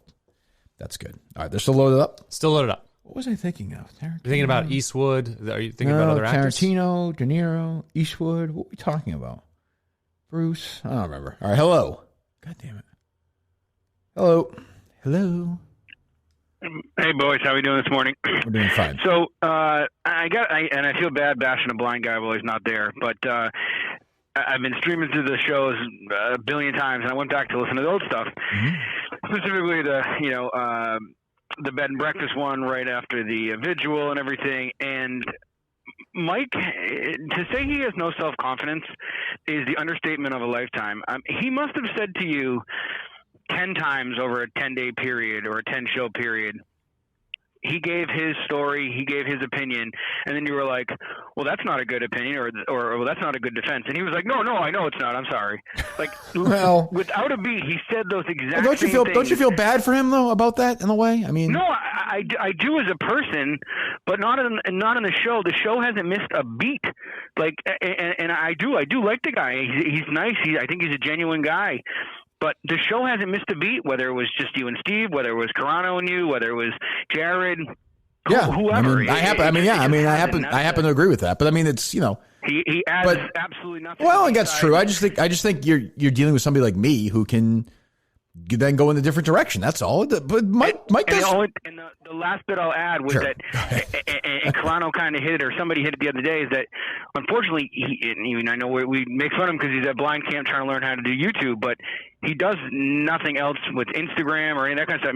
I did notice Matt pointed that out. That was a shot. There's no doubt. That was a shot. I noticed that too. True or false? All right, boys. I'll talk to you. Have a good day. Thanks, man. Baby. Well, you're not a Mike fan. You're not a Mike fan. That's how I opened the show this week. Is I'm definitely a gearhead. Yeah, I like Mike very much. I don't think so. Well, I don't think so. Yeah, well, my word against yours. That's true. That is true. No, but Mike does. Mike has a different role in the show. That Absolutely. You can. I look. I hope he's back. I feel like Stern talking about Artie Lang when he's gone. I have no idea. I hope he's back. I certainly hope he's back. I think he'll be back. Others disagree. I'll tell you this. I don't think Steve thinks Mike's coming back. I'll talk to Steve about it Monday, but I haven't heard him say that, but I get that sense. But he loves the show. As I said on Monday, I think he'd rather crash and burn. I don't. Well, I hope, but maybe as people around. Well, I don't know. We'll see. They're still loaded up. Still loaded up. All right, hold on for 1 second. Head on over to simplysafe.com/Kirk. Get a free HD camera for starters. That's just right there is worth it. Also, by the way, also a PS, you get your house completely safe. You're all set for $15 a month. Professional monitoring, day and night, police, fire, medical professionals if there's an emergency. Set up yourself under an hour. You set it up yourself under an hour. I said it again because even I did it. It's true. No technicians needed, no contract, no pushy sales guys, no hidden fees, no fine print. 50 cents a day, total home security, and a free HD camera. Head on over to simplysafe.com/Kirk, simplysafe.com/Kirk. I did it. If you haven't done it yet, get to it right now. Get stepping, Minifans. simplysafe.com/Kirk. All right, go ahead. Hello. Hello. Hello. Can you hear me? I can hear you. Thank you. Okay. Hey, I got a question. I was hoping the three of you guys would be here to answer this question. So I went to the rally, the vigil, in Sherborne, right? Thank you. So I'm puppy sitting that weekend. I bring this little Rottweiler puppy there, right? Mm-hmm. And I get there like right as the wedding's going on. I'm kind of by the hot dog stand. Oh, I never mentioned, by the way, And, hold on one second. Did I ever mention at the Sacco show that I met the married couple was at Sacco? Did I mention that on the air or no? During the shows? I don't remember that. I don't know, maybe I did, maybe I didn't. They were there. They're very happy. Really? Yes, I took a picture with them. The wedding is going well. She seemed a little upset, the visual. Yeah. She was... Didn't you give him like 6 weeks? I gave him like 6 weeks, but they seem like everything's fine. She seemed like she was a little rough that day at the vigil, but she was very nice at Sacco. She said, listen, I didn't expect the social media stuff to happen.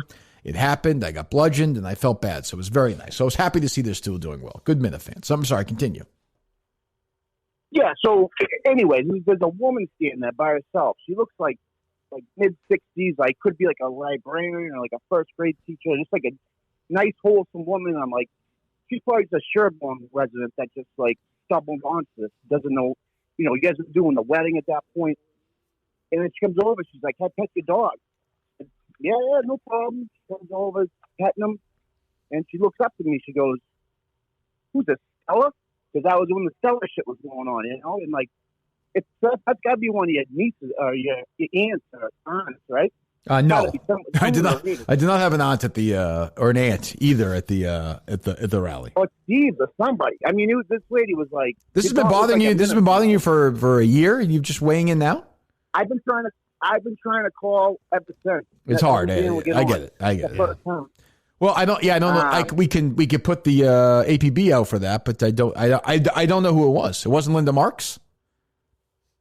No, it wasn't Linda. No, she had darker hair than Linda. No, she was a very nice lady, But okay. I was like, it's got to be like Kurt's aunt or no, maybe I don't know. No, I no, my aunt was not. None of my aunts were there, to my knowledge. No.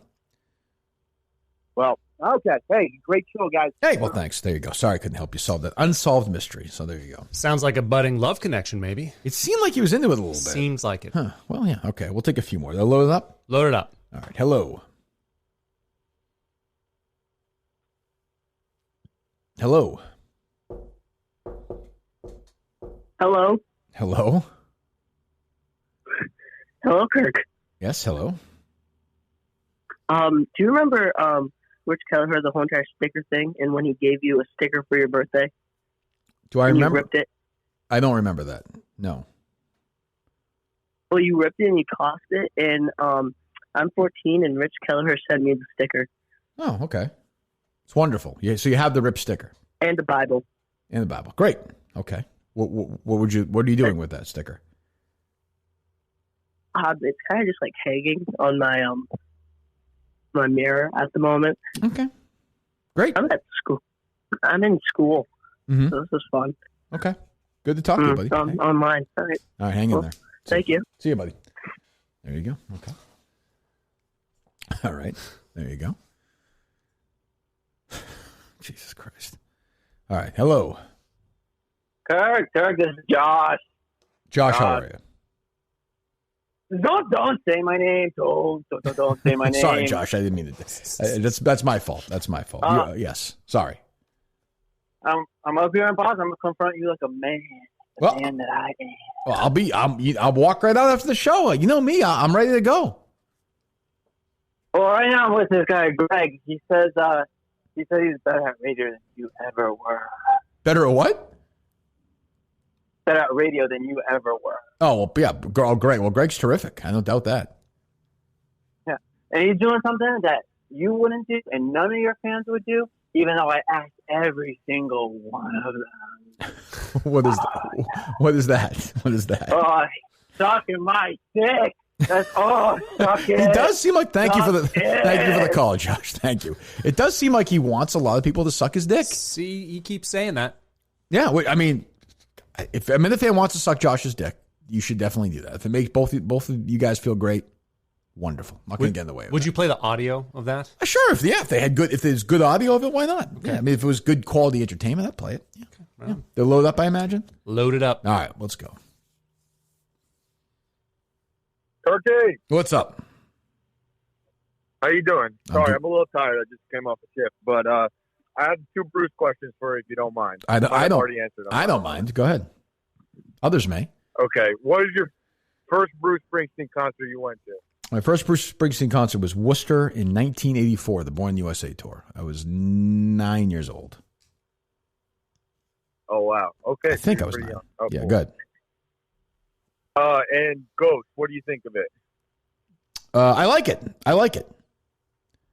Do you? Yeah, you don't think it sounds like we take care of our own? I feel It does have a similar thing at the beginning, but I actually like the September 5th, 1984. I was still 9, right? I thought it was September 5th, 1984. No, I know what you're saying. No, but once it gets going, I like it. I like it better than Letter to You, for sure. Yeah, thanks. Yeah. All right. Well, All right. Thank you. I appreciate it. I love you. Love you too, man. And listeners will love that call. Definitely. Hey, I don't care. Fuck them. Fuck them. Yeah. Geez, 10 hours a week. Talk Bruce for 10 minutes. Jesus. Hello. Yes, hello? Hello? Yeah, what? What? I want to talk to Dr. Carano, please. Oh, yeah. Well, he's close to an office Dr. Carano, I would say. How's it going? The retinal doctor. Yes. Not too bad.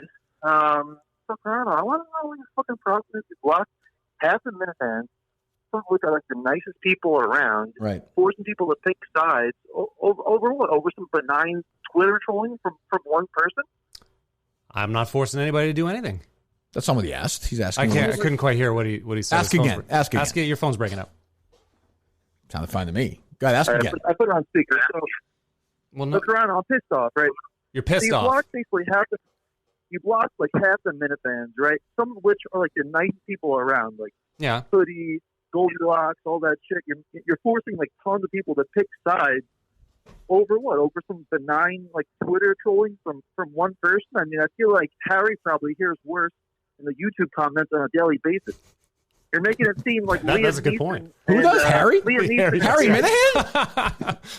I don't think that's true. Yeah, but... right. You're making it seem like Liam Neeson and Jason Statham are teamed up hunting you down in like a Blackhawk, probably New Hampshire. Yeah, why are you blocking all these people, Matt? Give me the. This is a reasonable question. Walk me through the blocking process, the mass blocking process. Well, the people who are protecting people like sneakers, I blocked.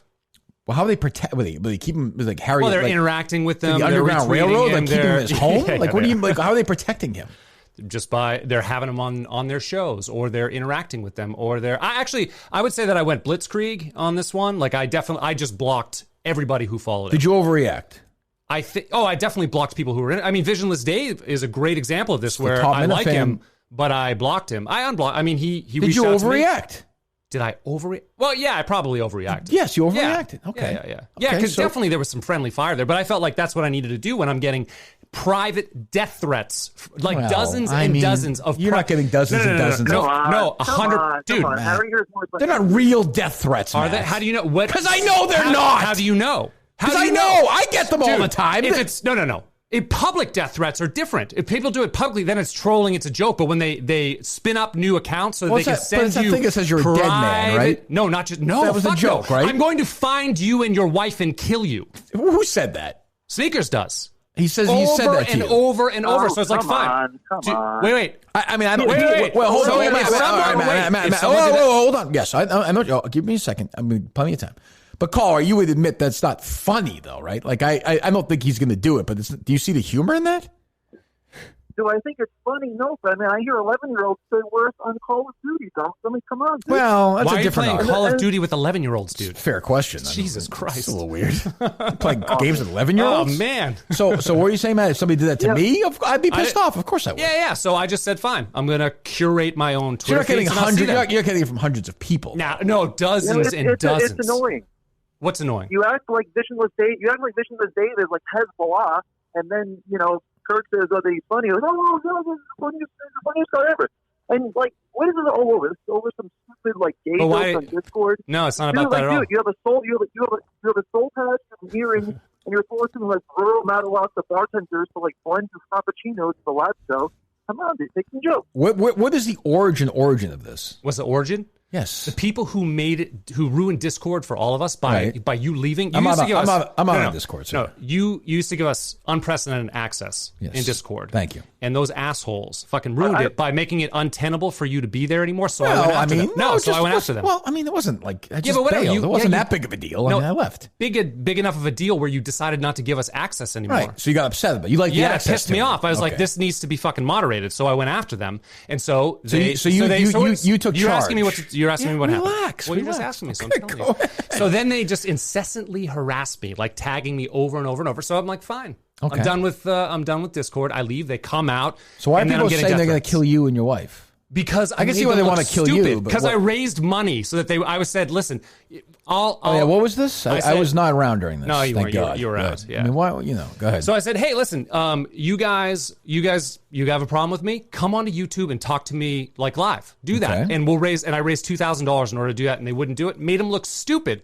So then they started giving me death threats. Oh, okay. Yeah, hurt their pride. You know they're not going to actually kill you, dude. At what point is it credible though? I don't think it's credible, but I understand why. At what point is it though? It's not. I don't so find when it someone entertaining. knocks on my door, then it's credible. No, sure. And it doesn't even matter. Like my life is better without watching these people on Twitter. So that's a different argument. Yeah. Okay, all right. Anything else, caller? Well, yeah. I mean, he admitted that the root cause of all this is that is over Kirk leaving the Discord. That's just kind of like you're white knighting for Kirk, and now you're a huge battle because Kirk left the Discord. You know why? I will say, do you think it's crazy to be on the side of like a guy who's saying he's going to kill him if this is true? Yeah, he's going to kill Matt and his wife. Side? Like, is that really? Is that a great side? Is that a great side either? No, I mean I'm not on anyone's side. Sounds like you are. Well, you are. Yeah, sounds like you are. Yes, you are. It's okay. No, it sounds like you're on Sneaker's side. Just admit it. Just fucking admit it. Don't be a pussy. Come out and say it. You're such a pussy. Fucking admit it. Admit it, dude. Admit what? Admit that you're on Sneaker's side. You're on the side of someone giving death threats. Admit it. Here's the issue. I don't even take sides. I've been fucking so then, if you're not picking sides, why are you calling in and criticizing me if you're not picking sides? Everyone takes a side on everything. Don't be a pussy. You can be on one side. Don't be a pussy. Come on. Wait. Whose side are you on? Are you on his side? Are you on his side? God, I hate that. Oh, he just shit on you too. Oh, he just shit all over you. Gross. Oh, that's so bad. Go ahead. Anything else, buddy? I don't know. I love you too, buddy. Carano sucks. He's not funny. And Sneakers is actually funny. So he's a whatever. riot. Death threats. Yeah, those are really funny. Yeah, good job. He's a riot. He's great. All right, thanks for the call. There you go. Well, there you go. All right. Yeah, someone actually fucking had the balls to call in. Finally. Absolutely. Not Sneakers, but no. Are they still loaded up? So this guy's white knighting for Sneakers. They are loaded up. Right, well, go ahead. There you go. You got passion, Matt. There you go. Hello. This show is about passion, Kirk. It is. Yeah. It is. Yes. Hello. Hey, Matt, I wanted to get your definition of irony, if I could. No. I want to hear it. So, go ahead. Well, just make your call. Curious. Yeah. What are you curious about? So you're just calling a caller a pussy when you had those criticisms for Barstool and you had Carano there in the studio. Why didn't you bring up the fact that you thought that maybe Barstool was going to be obsolete or they're pussies about not bringing up, the Deion Sanders podcast? Couldn't you consider yourself being a pussy for not talking to Carabas about it? I'll let Matt answer, but here, I'll answer for him for a second. Maybe I'll have a different take. I don't think Carabas is like having Dave here or something. Like Carabas isn't even really. He, in a weird way, is almost as removed from Barstool as I am. Like it'd be one thing if you had Dan on or Dave on, and maybe Matt wouldn't say it then. But I don't think Carabas is a great Barstool example for that question. Matt, what do you think? Yeah, I mean, I don't think Carabas is like is where the ire should be directed. I mean, do you disagree with that caller or no? No, well, I mean, I just think that Matt's got pretty good opinions. He seems to be pretty passionate about this stuff on Twitter. and you've got Carabas in there, and you're only going to have him. Yeah, but he's not a great. But Carabas is like not a great. You know, I know what you're saying, and maybe he would melt if Portnoy was on. If Portnoy was on here, if you want to make the caller's point here, yeah. If Portnoy was on there, unless I brought it up, would you just bring up to Dave randomly? Hey, I think your son's I would absolutely ask him without me even asking. Yeah, I mean you're going to, but I would absolutely ask him. Yeah, well, that's a reasonable take, is it not, caller? I think that's pretty reasonable. Okay, good. Thank you, David Price. Thank you, Kirk. Love the show. Love you, buddy. See you. There you go. I don't think you love him, but that's fine. Are they loaded up? They are loaded up. All right, let's go. Hello. People coming at you today. Good. Nice. Hey guys. Hello. Big Gearhead here. I think you're completely wrong. I think Mike brings a lot to the show, like tons of things. Go ahead. Like what? Well, anyways, Kirk, I got a question. Don't be a jerk. The guy. Go ahead. What do you got? That's funny. What's so up? You're from Winchester. I assume you don't do a lot of your own housework, right? That's like if you need walls painted, you're hiring someone. Kirk's painter. That's who I use, of course. Yeah. So if you come home after a long day of work and find out that somebody you've hired to work in your house, whether it's painting or doing some carpentry, whatever, they're taking shits in your bathroom. Oh. Are you upset about that? Or fired. Gone. Goodbye. See you later. So what do you want them to do? It's a great question. I would say away? It's yes. Get in your car, your van, wherever. Drive to a supermarket. Drive to a library. Drive anywhere. Starbucks, which are open now. Anywhere and take a shit. You don't take. I would not do that if I was working in somebody's home. That's a big no. No. Interesting. And do you disagree with that or no? Seems like. Well, I was a house painter like for a while, and I took shits in almost every house I went in. God, so. I think I'd be uncomfortable doing that. I mean, would you take lounging shits, or would you shit as fast as you could? It depends. I mean, getting paid hourly, you kind of take your time, you know. Well, that's my other point. Yeah, that's the other thing. I feel like if I shit in somebody else's house, I would be so nervous. Like I do it fast. You want to enjoy it anyway, so I would go. God, I don't want to get back in this. God, what were you gonna ask, Matt? No, I was just Matt seems like he's kind of a little like he's like criticizing Mike a little bit here and there, but like after a week, like he's already melted down. He's having like a complete meltdown, and it's Friday. Oh yeah, he wouldn't know. He wouldn't handle the real heat for sure. I would agree with that. Who wouldn't? You wouldn't. Like, you're not built. You're not built for it. You said fucking sneakers about 40 times already. Yeah, I mean, who cares? 3 times, dude. Who even cares? 3 times, dude. Yeah. You're sensitive. You're Am sensitive. Yeah, you are sensitive. It's okay, dude. I handle the show with you, no problem. Yeah, but we're not fighting. You know, if we fight about something, we'll see. What if I ever turn on you like I turn on these other people? How would you handle that? I'd handle it fine. Well, I don't go crazy like the other people who you fucking turn on. No, we'll find out. Yeah, we're gonna. All right, they're still loaded up. Thanks for the call. Yeah, we're still loaded up. Hey, Kirk, Jeremiah down in Florida. Hello. Hey, I got some music questions for you. Sure, go ahead. How many times did you listen to Ghost yesterday?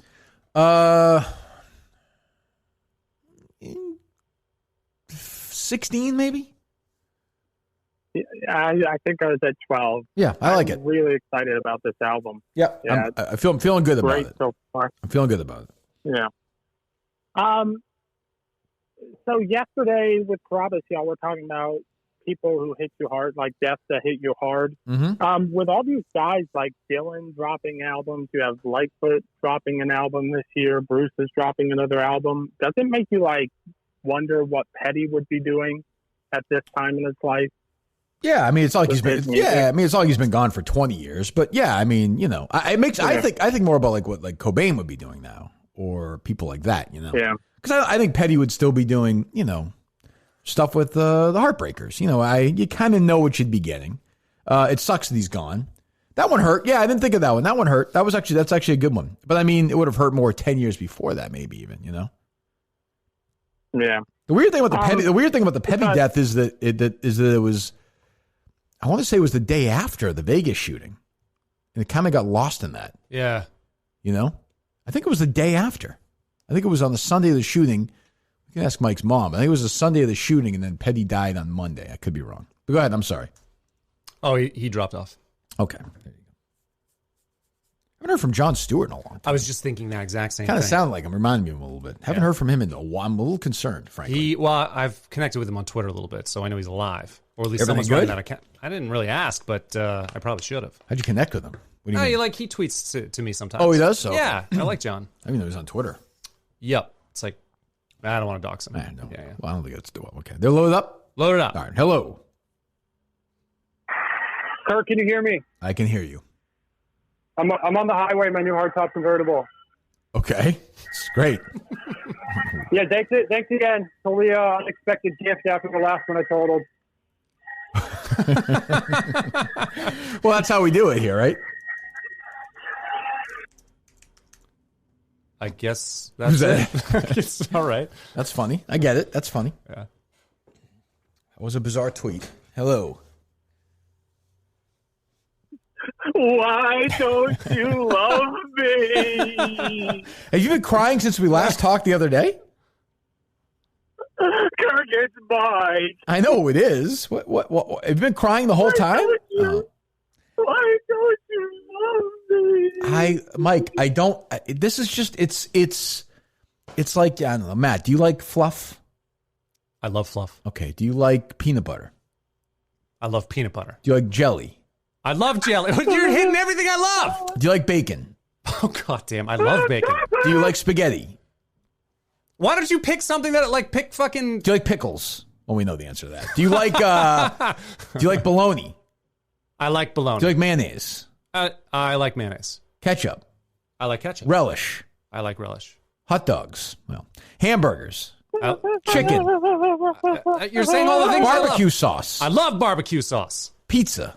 I love pizza. Pepperoni pizza? I love pepperoni pizza. Onions? I like onions. Sausage?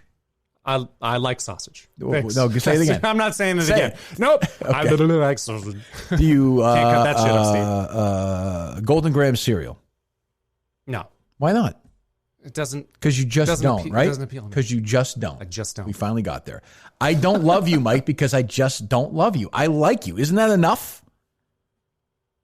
I just want to be loved. The other day at Fly Camp, in the morning, they took us to the mall, and we learned how to use the escalator. Well, that's great. And then in the afternoon, we had like a meet and greet where we listened to each other talk. And they asked us to share about our professional lives. And I started with some of my greatest successes, like my weight loss challenge, drop the mic, go for a Geary, like in the Minifans, type of a parody.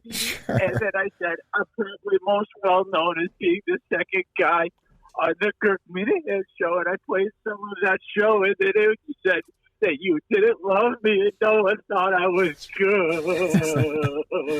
Well, both are true, Mike. But I don't. Have you been listening to the show this week? Kirk, I listen every day. Weren't you proud of your friend Kevin from Bristol, who I suspect you've been corresponding with, when he made that call the other day? Weren't you proud of him? Oh, Kirk, I just said I gotta come back, please. Can you please stop having Carano and hurting my feelings? Oh, Mike, I don't know. I retweeted that poll. 90% want Carabas in here. Ooh. I know, Kirk. He's like a better me. He's skinnier. He grows a better beard. Dumber, he has his own interesting and wacky mom dynamic. What am I doing wrong? That's true. Without any of the woe is me baggage, too, Mike. It's almost like I've noticed that myself. Well, you gotta cut the crying out, Mike. You gotta cut the woe is me shit out. You've been doing 3 weeks of this. Shut up! 3 weeks of this camp and you're still acting like this?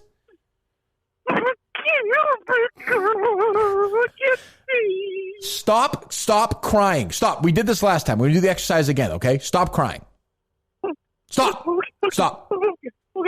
I'm going to ask you a couple of questions and let's see if you don't break, okay?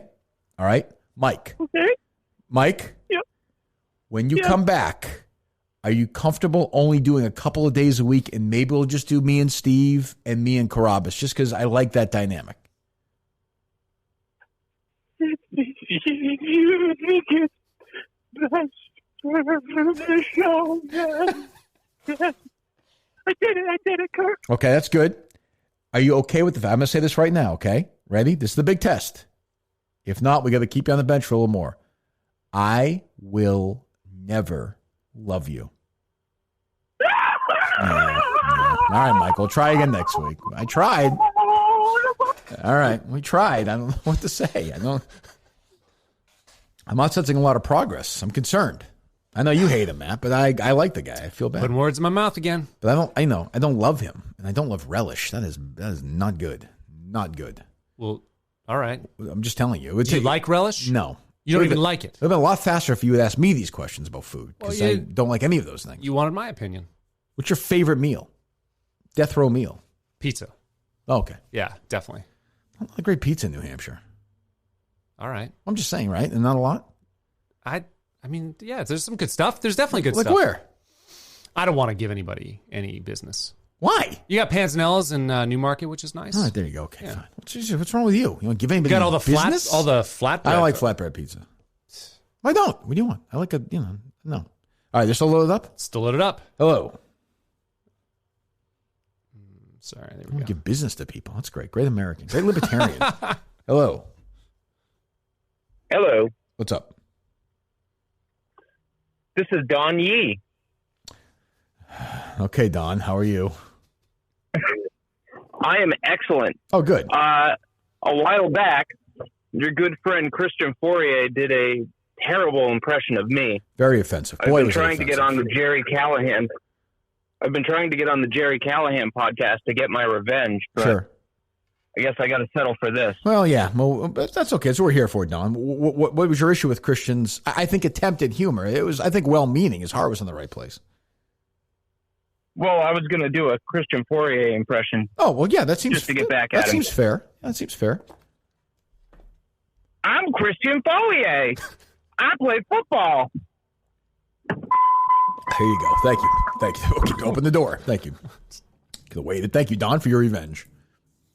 Okay. They're still loaded up, man? Still loaded up. All right. So we wrap up the week here. Wrap up the Carano era. Look at that. Say goodbye to Matt Carano. Maybe for good. Who knows? Maybe he won't want to come back. Maybe. No, what are you talking about? Of course I want to come back. Well, hello. Morning. Good morning. Hey, I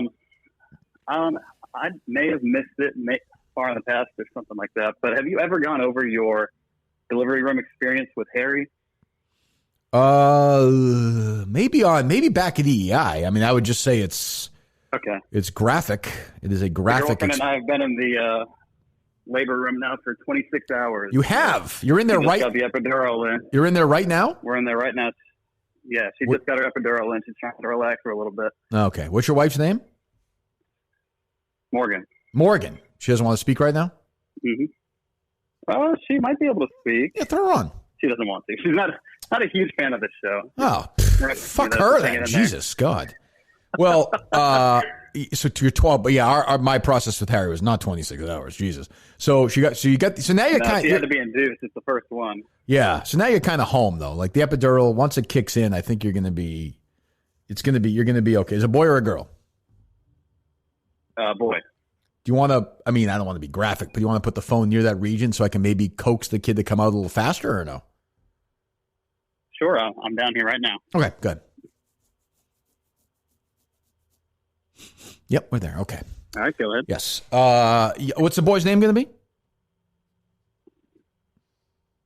I don't know the name of the child, but here, I mean, let's get moving, okay? It's a great time to get into this world. There's a lot of wonderful things going. You get into the world of coronavirus and all the racial tensions in America and all the pandering and all the idiots. And I mean, you can be alive the same time that Mike Geary is learning what it's like to be blind. At the same time, you're going to enter the world with sight.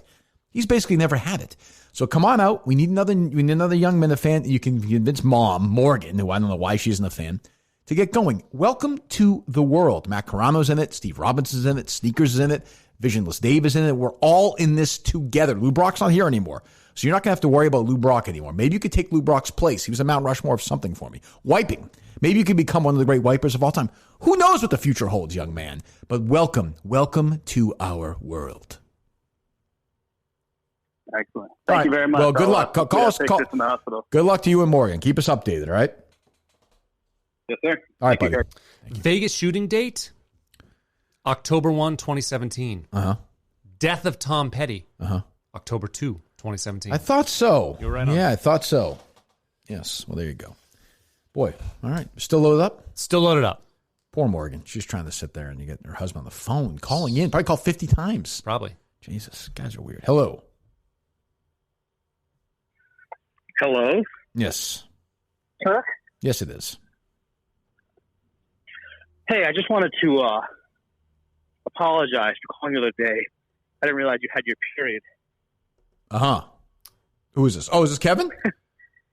Yeah. Oh, what's up, Kevin? How you doing? Jesus Christ, Kirk. You know, It was not a poorly devised joke. You were not joking. You were not joking. You were not joking. You were not joking. You were upset. You had a song. You had a song within the joke, within the bit, but it was born from a place of how you really felt. You know, Kirk, you could take my one stupid call, and then you could, pigeonhole me into that be my whole existence. Sorry, I just ran to get the phone. Sound a little nervous. What are you doing? Relax. It's fine. You can shit on me. Shit on. Say my kids are ugly. Tell no one to stop at my store. I didn't say. Hold on. I didn't say your kids were ugly. I didn't say nobody should stop at your store. I didn't say that at all. Quite the. Don't be sensitive now. Fine. Don't be sensitive now. I'm not. Don't be sensitive. Don't be sensitive. Don't be sensitive. You called because you felt that way for real. I busted you on it in between the song, and you didn't like the reaction. That's life. I didn't like the way you reacted. It's not for you to say that you were hurt because of how I treated or didn't treat Mike. In my opinion, is fucking stupid. It's my show, a show that you love. It is. It was. I was trying to get that stuff, and I got out of it after the song. Saying it was part of a shtick that went on too long. You know, and Kirk, you have a history. You have a history of having friends who've stabbed you in the asshole. I won't be having you over for dinner, but in the loosest term possible, you're my friend. No, we're not friends. We're not friends by any definition. Well, I'm saying by no definition. No. Let's be very clear. You know, I like you. I've promoted your store. I'm happy to do it. Go to Just Ducky. I like you. You're a nice guy. You've helped out with the show. I'm deeply appreciative of that. But let me be very clear. I do a show. You listen to it. We are not friends by no definition. Yeah. All right. That's fine. I was saying if I can get the words out.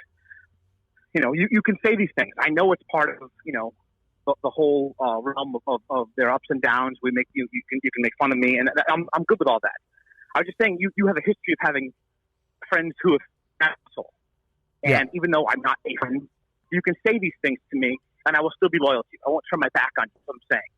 You can take some solace in the fact that yes, your listeners, your fans, the good ones anyway. You can't tell me to not listen to the show anymore. I won't turn on you. Well, do whatever you want. I don't care. I mean, that's fine. That's great. But I'm just saying. But now you're backtracking on what you clearly felt about the Mike situation, and I feel that you're 1,000%. Yeah, you talked about it afterwards. You were 1,000% wrong, in my opinion. Yeah. You have an opinion, and you have a different opinion, and that's okay. Listen, I don't care if you love Mike or Steve. I don't. It was a shtick that I held on to too long. I kept the phone call going. It was bad. It was a poor call. It was zero in that call. I get it, but I mean, you made that my one defining moment, as if Kevin from Bristol is this fucking asshole, and in truth, that call sucked a dick. I'm sorry about that. Well, you're making it. You're making your one defining moment. You're not helping yourself here either. Like I said, it happened. You made a call. I didn't like it. That this is part of the show. That's not my earnest thought, though. I don't care. Well, okay. Well, then fine. Okay, great. It was a way to get to a joke that sucked, and then after I got to the joke, I held on to it, and it was crap. Okay, but I mean, it's fine. Life goes on. Yes. Okay. I know it does. Okay, it's not a big deal. It's fine. Don't worry about it, Kevin. All right, no problem. Well, did you hang up on him? Yeah. Okay, that's I gave you this. Yeah. Okay. Well, I mean, does it sound to you like he's not upset still? He seems upset. Yeah, well, I mean, I like Kevin. That's why it pissed me off. If I hated him, it wouldn't piss me off as much. Sure. That's how it works. I don't believe him there. I mean, maybe I'm wrong. I think he got, he didn't like the reaction to it. That's what it was. But maybe it was a shtick. And if it is, then no big deal. No big deal. Okay, but I'm not his friend. I'm not your friend. Why not? Why am I not your friend? Because I want to be friends with you. Whatever. Because I'm awesome, obviously. Yes, good attitude. I'm not friends with Steve or Mike. I'm not friends. Well, they're not friend material. But you are? Fuck yeah. I'd rather be friends with calling me Chris. He'd like that. I don't want that. I want no part of that. He's got enough friends, I'm sure. Yeah. The only person I care about in this world is VD, Visionless Dave. I get it. The greatest people of all time. Probably the greatest person who's ever lived. Unblocked. Mount Rushmore of great people who have lived in the history of the world. Larry Bird, Abraham Lincoln, Bruce Springsteen, Visionless Dave. That's and big. Maybe not in that order. That's big. They're still loaded up? Yeah. It's a problematic list, I suppose. Hello. On the boats and on the planes. Hello there, Kirk. You're speaking with the Jewish king of rock and roll, Mr. Neil Diamond. How are you today? I'm fine. What's the area code for this number? 202. Where's that? I'm visiting Washington, D.C. I figure it's my last chance to visit the great monuments before they're turned down by those Antifa assholes. That may be true, Neil. I know. This is a tough time for me, Neil Diamond, as you know. I have an intense fear of immigrants. I cannot stand them, and this is a very difficult time. You know, Neil Sedaka and I used to pelt those foreign Gentiles with dreidels at Jewish sleepaway camp years ago. I didn't know that. I did not know that, Neil. Yes, and then Barbara Streisand used to come over. Yeah, and you blow grew us. up with. This was wonderful. Yeah, you grew up with her, right? Yes, and that I knew. Yeah, I did. She was a classmate and a great friend, and a very tender lover. I've written many songs about her, such as "Sweet Caroline," one of your favorites, I know. I love that song. Jesus, what are we doing here, Neil? I know you do. Good. Yeah. What else? Well, as I've been down here in Washington, D.C., Kirk, I wanted to say I've really been enjoying listening to your fill-in producer there. I believe his name is Carano. That's sweet. Carano. Is that nice, Neil Diamond? I think you just pronounced that correctly, Neil, too. Oh, Thank you nice. kindly. Thank you. Well, that's one of my top 10 best qualities. I can pronounce things properly. I'm not an immigrant. Well, sure. No, I'm I from understand. this country. You know? I know that. Born and raised. Yeah. Well, I understand it's Carano's last day, and he's probably looking for a job. But isn't America a pro-immigrant song? Yeah. Coming to America. Neil? No? Well, Today, Neil. Only a certain type of immigrant, Kirk. That was written years You're saying a ago legal when legal document, you're saying. Right. My country, correct. 'Tis of thee. Sweet land of liberty, of the sing. Yes, yeah, sure. That's right. It's for those that have passed their test and done everything they needed to do to be here legally, of course, Kirk. Sure, I understand, Matt. But I wanted to do something here, Kirk. So are you going to hire Carano? The door is always open. Well, here's the thing. I'm getting old. No, I know I'm you about are. to start my last band. Yes, and I'm thinking about bringing Carano on if he's interested. I need a head fluffer, a roadie, and someone who can occasionally give out a blowjob. You know, I've got better skills than that. Like, I can play guitar and sing real well. I'd love to be in your band. Oh, he's interested in that. Didn't sound I guess to me. not. Oh, fuck that, Carano. Damn. I'm Neil fucking Diamond. I You love think Neil need you to Diamond. play guitar? Shiloh, Cracklin' Rosie. I love Girl, You'll Be a Woman Soon. I love Neil Diamond. Neil, I love you. I know my telling own him it's songs, him. you idiot. Yeah, it's him. What the fuck is wrong with God damn it. I'm just shouting it from the hills. Carano, you're about to lose this job. you? Jesus. All Yes, right. yes, I'm starting this new group. Go back where you came from, 5. It's going to be spectacular. it's interesting. We're going to tour all over this great land. What was the name of the group? It's the Go Back Where You Came From 5. Go back. Thank you, Neil, for the call. The Go Back Where You Came From 5. It's got a nice ring to it. It might be a controversial group in these. But that's going to get you some buzz. All right. Yeah. And Neil's got to be in this 80 yet or no? Close, yeah. Got to be. Hello. Hey, Kirk, how's it going? You mentioned you went running by the Kelly McGillis house when you were jogging. You mentioned that a couple days ago. You remember that? Oh. Yeah. The Kelly McGillis house? Yeah. And that house, so I got one comment and one question. That house is actually a historic house built in the late 1800s. It was moved. It's out here in Oceanside. Okay. Pretty yeah, that's cool. right. Yeah, right in Oceanside. Yeah. Right in Oceanside because they've moved it because they're doing all this construction. But it's right near the Oceanside Pier. Do you remember the pier? Yes, yeah. I think they're turning it like an ice cream. Somebody tweeted me a story. They're turning like an ice cream shop or something. I don't know what they're doing with it. It's been I live in the area. They've been they moved it. They put it up on stilts and did that whole thing. It took like $1 million to do it because they're building like, I mean, I'm sure it's billions, if not, hundreds of billions of, maybe not hundreds, whatever. It's a ton of money that they're building these big like skyscraper type buildings. Mm-hmm. Anyway, yeah, it's right around the corner from the Oceanside Pier. You've been to the pier before. I have. My question is, should I get to the pier at 9 o'clock or 10 o'clock to promote your show today? Let's see. 10 o'clock. 10 o'clock. Yes. Okay. Right. California time. That's a couple hours from now. All right. Well, thank you, I'll be there. I'm going to promote your show. Thank you, and I'm California. going to get you rocking. All right. Thank you, California promotion guy. There you go. He's into it, man. He's into it. He's got zest and zeal. I like it. He does. Are they still loaded up? Loaded up. All right. You getting emotional, Matt? Yeah, a little bit. All right. I'm not gonna lie. What do you do Monday when it's gone? When it's not there anymore? And here's Steve. Jealous? I get really down afterwards. You know. Okay. Yeah. I've heard you sing about that before. This depression.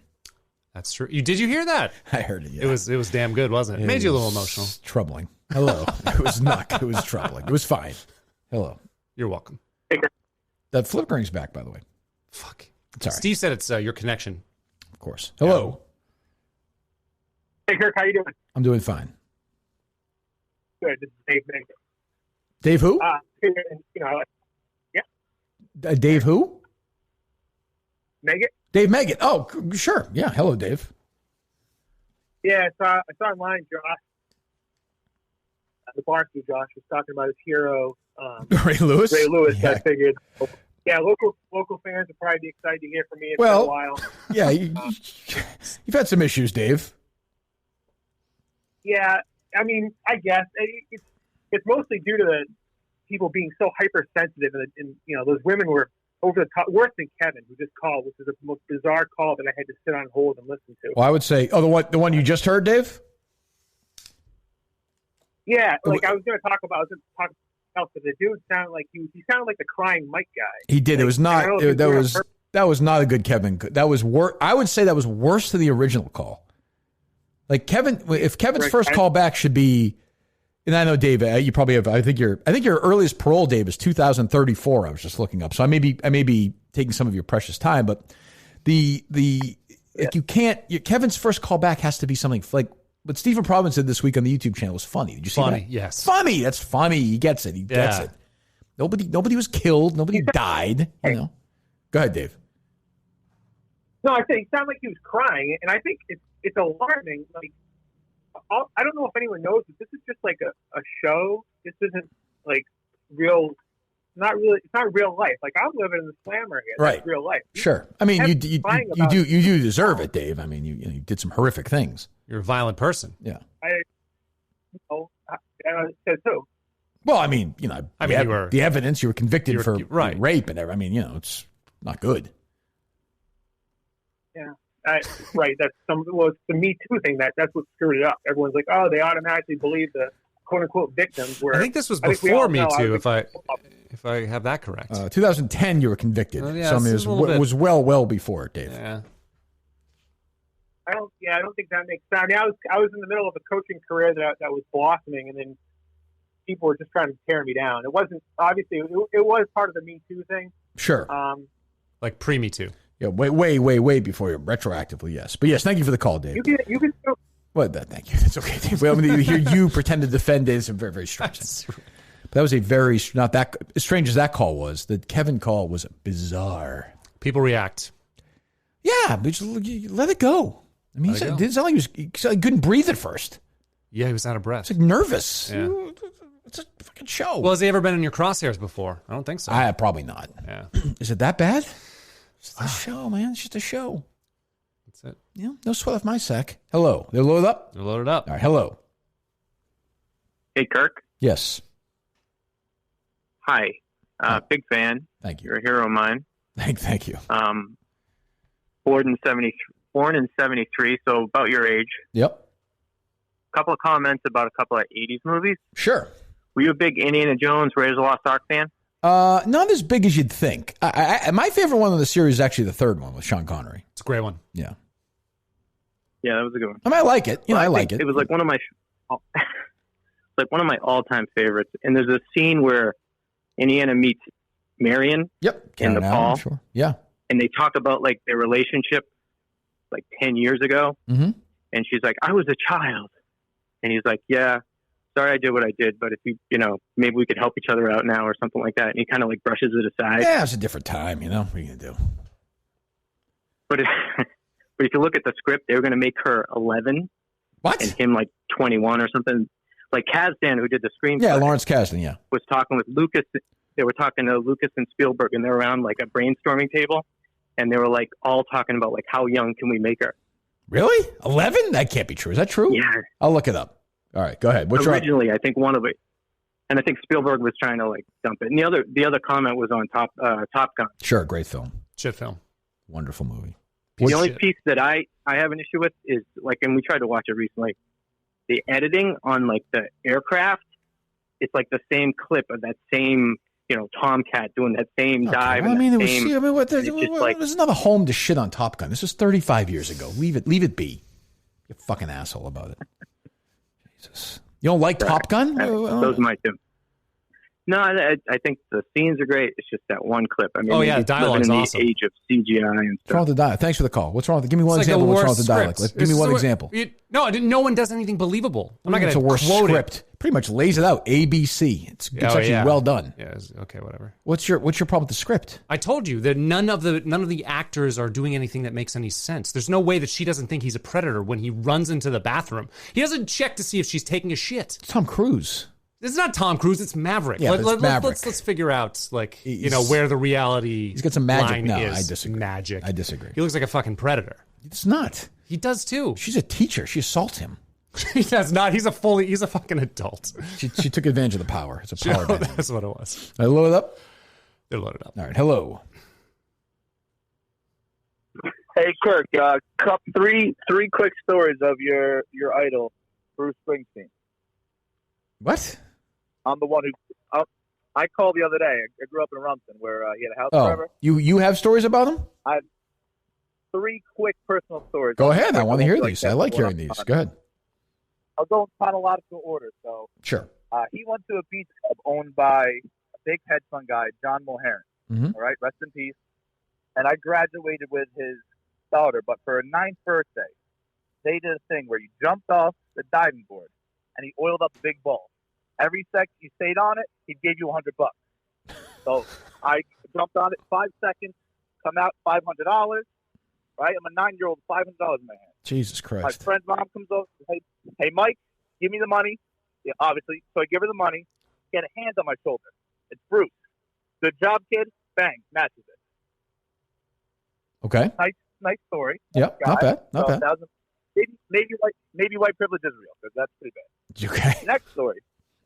Little iffy. So I see him at the gym, and it's opening day. I'm maybe 19 at this point. Yep. So I go up and say, hey, Bruce, Mets are going to be good this year. So why would you think I'm a Mets fan? So I thought all Jewish people like the Mets. Oh, come on. Gives a good laugh, and he goes, Springsteen, not Springstein. Oh, so, okay. There you go. All right, I don't mind that. Good sense of humor. The last one you're going to be jealous of. All right. As most people get older, once you get over 60, when you're in the gym locker room, you just get naked. Sure. Right? You'll do it at some point. Yeah. Bruce, one of those people. Really? Hold on. Bruce a naked gym guy? Talking to him, looking him straight in the eyes, bang, drops everything. Let's hear it. Give me the review. Give me the review. It is not a hair in sight. Not a hair. He's old. Impractical. Wait, that doesn't fall I out. know, but it's clean shaven. You think it might be to the point where he wakes up every morning and manscapes. What do you mean? He shaves his entire. And by the What? Don't tell me this. What do you mean? He shaves his entire, like his balls, his pubic hair. Bruce Springsteen has no pubic hair. Nothing. He's like a porn star. Now I got to do it. God damn it! It's gonna take a lot of weed whacking. And if you're probably thinking a size, I would give him a solid 4.5, 5. That's not bad. Growing potential. He might be around an 8 when it's all said. That is not bad. There you go. That is not bad. Next time I see him, I'll sneak a pic and DM it to you. Why don't you tell him next time you see him that the world's biggest Springsteen fan has a massive podcast that he would love to talk to him.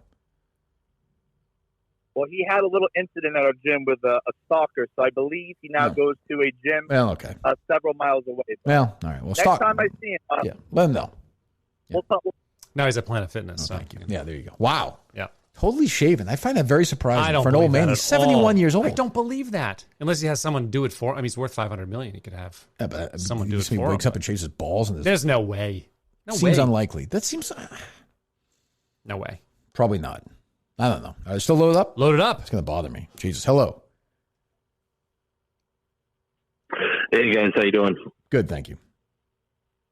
So, hey, I got Carano. Well, I don't know what the hate is for Top Gun. I mean, the reasons you're making of why it's awkward or it's a bad movie or something, you could apply that to half the movies that are out there that are considered good movies.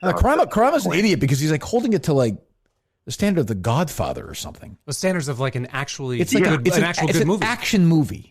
Yeah. Well, that part, the action parts are it's a good movie. Yeah, it's not supposed to, dialogue is not supposed to be fucking, like, it's not Aaron Sorkin writing it or fucking Patty Chayefsky. But if it's unbelievable, who's Patty Chayefsky? What the fuck are He you wrote talking Network. about? You know what Patty Chayefsky is? Marty. Yeah. Jesus. What were you going to say? I was going to say that, the action sequences are great, but the rest doesn't hold me because it's unbelievable. It is unbelievable. I agree. We agree on that. Unbelievably And awesome. who thought that Maverick is the hero in this? I do. He's not the hero. Of course he is. No, he's Everyone not. but you. No. No shit. Literally everyone. It's the biggest. I think it was the number one movie of the year. It was. Oh yeah, $380 million or something. It's still beloved. Blows my mind. Why? Do you think maybe you're wrong? No. Okay, I respect that, but I mean, there is a chance that you're wrong and everyone else is right. Well, it's a taste thing. Do you like graham crackers? Yeah. Do you like relish? No. Okay. Do you know why? Why don't you like relish? I don't like the taste of it. Exactly. I don't like the fucking taste of Top Gun. Agree, but you're wrong. No, I'm right. But you're wrong on relish. No, there'd be one person that like relish. Everyone else like relish. Other people don't like relish. Not as many as you think. Cool. It's okay to be wrong. Yeah, it's okay. I'm wrong all the time. It's a great film. It's okay, Matt. Yeah, I mean, Tony Scott's a great director. There's a terrific script and a good cast. Gee, Thanks for the call. We don't want to go through this again. Well, it's a great film. It's all right. It's great. It's like a C minus, maybe C, maybe D plus, C minus. A plus. All right. Any more? I mean, they're just loaded up. Well, let's go. It's up to you. This is it for you, man. Let's go. I have to give him a little more time on a Friday. It's a couple of days for the weekend, you know? Hello. What kind of guy I am? What do you want? Hello? Yes. So yes. Matt does not know what the hell he's talking about. I specifically, when I was 17 years old, after seeing Top Gun, just to become a pilot and be Maverick. You're a pilot now? Oh, no, I actually have shitty eyes. So I didn't actually get to flight school. This happens to people that want to join NASA as well. 4 years. These things happen. Exactly. So, maybe you could be a backdoor pilot, though. What do you think? That's true. Yeah, that's a way. What's that, buddy? Is that a backdoor pilot? I don't know if that's a sexual thing. Or, so you're super psyched about seeing this new Top Gun movie. I want to know if there's been a movie that you were as excited to see but actually fell flat and really pissed you off because it ended up being so bad. Like in the last few years as an adult? The Irishman. Oh, yeah, your phone connection's kind of bad. Well, what about the last Tarantino, too? Yes, Once Upon a Time in Hollywood. That's a good one, too. You didn't like that one? I just didn't think it was... I thought it was good. It wasn't, like, an all-time classic. It was too... As Tarantino's movies are, too long. Just endless. It was endless. It was okay. I thought it was good. I need to watch it again, I think. I didn't love it. But my expectations versus how I felt about it were different. Yeah. Irishman for sure. Yeah. I mean, there's been a few.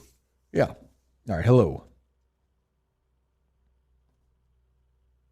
Yes, hey, Kirk. Loved Robinson the other day, and you guys didn't talk about baseball. I was just curious if you were going to try to bring in other local personalities like him that you actually enjoy. Maybe say like a big Jim Murray.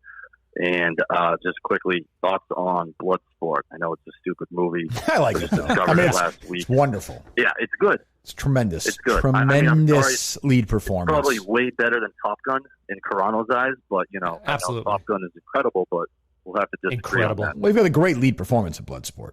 A tremendous performance. I mean, I love Jim Murray, but again, like, this is, thanks for the call. It's like when that idiot, fucking Mayo called. Like, casting couch.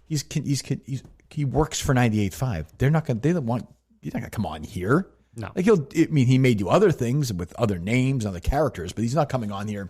I'd love to have him on. I'd have Jim on anytime. But But yeah, I don't know.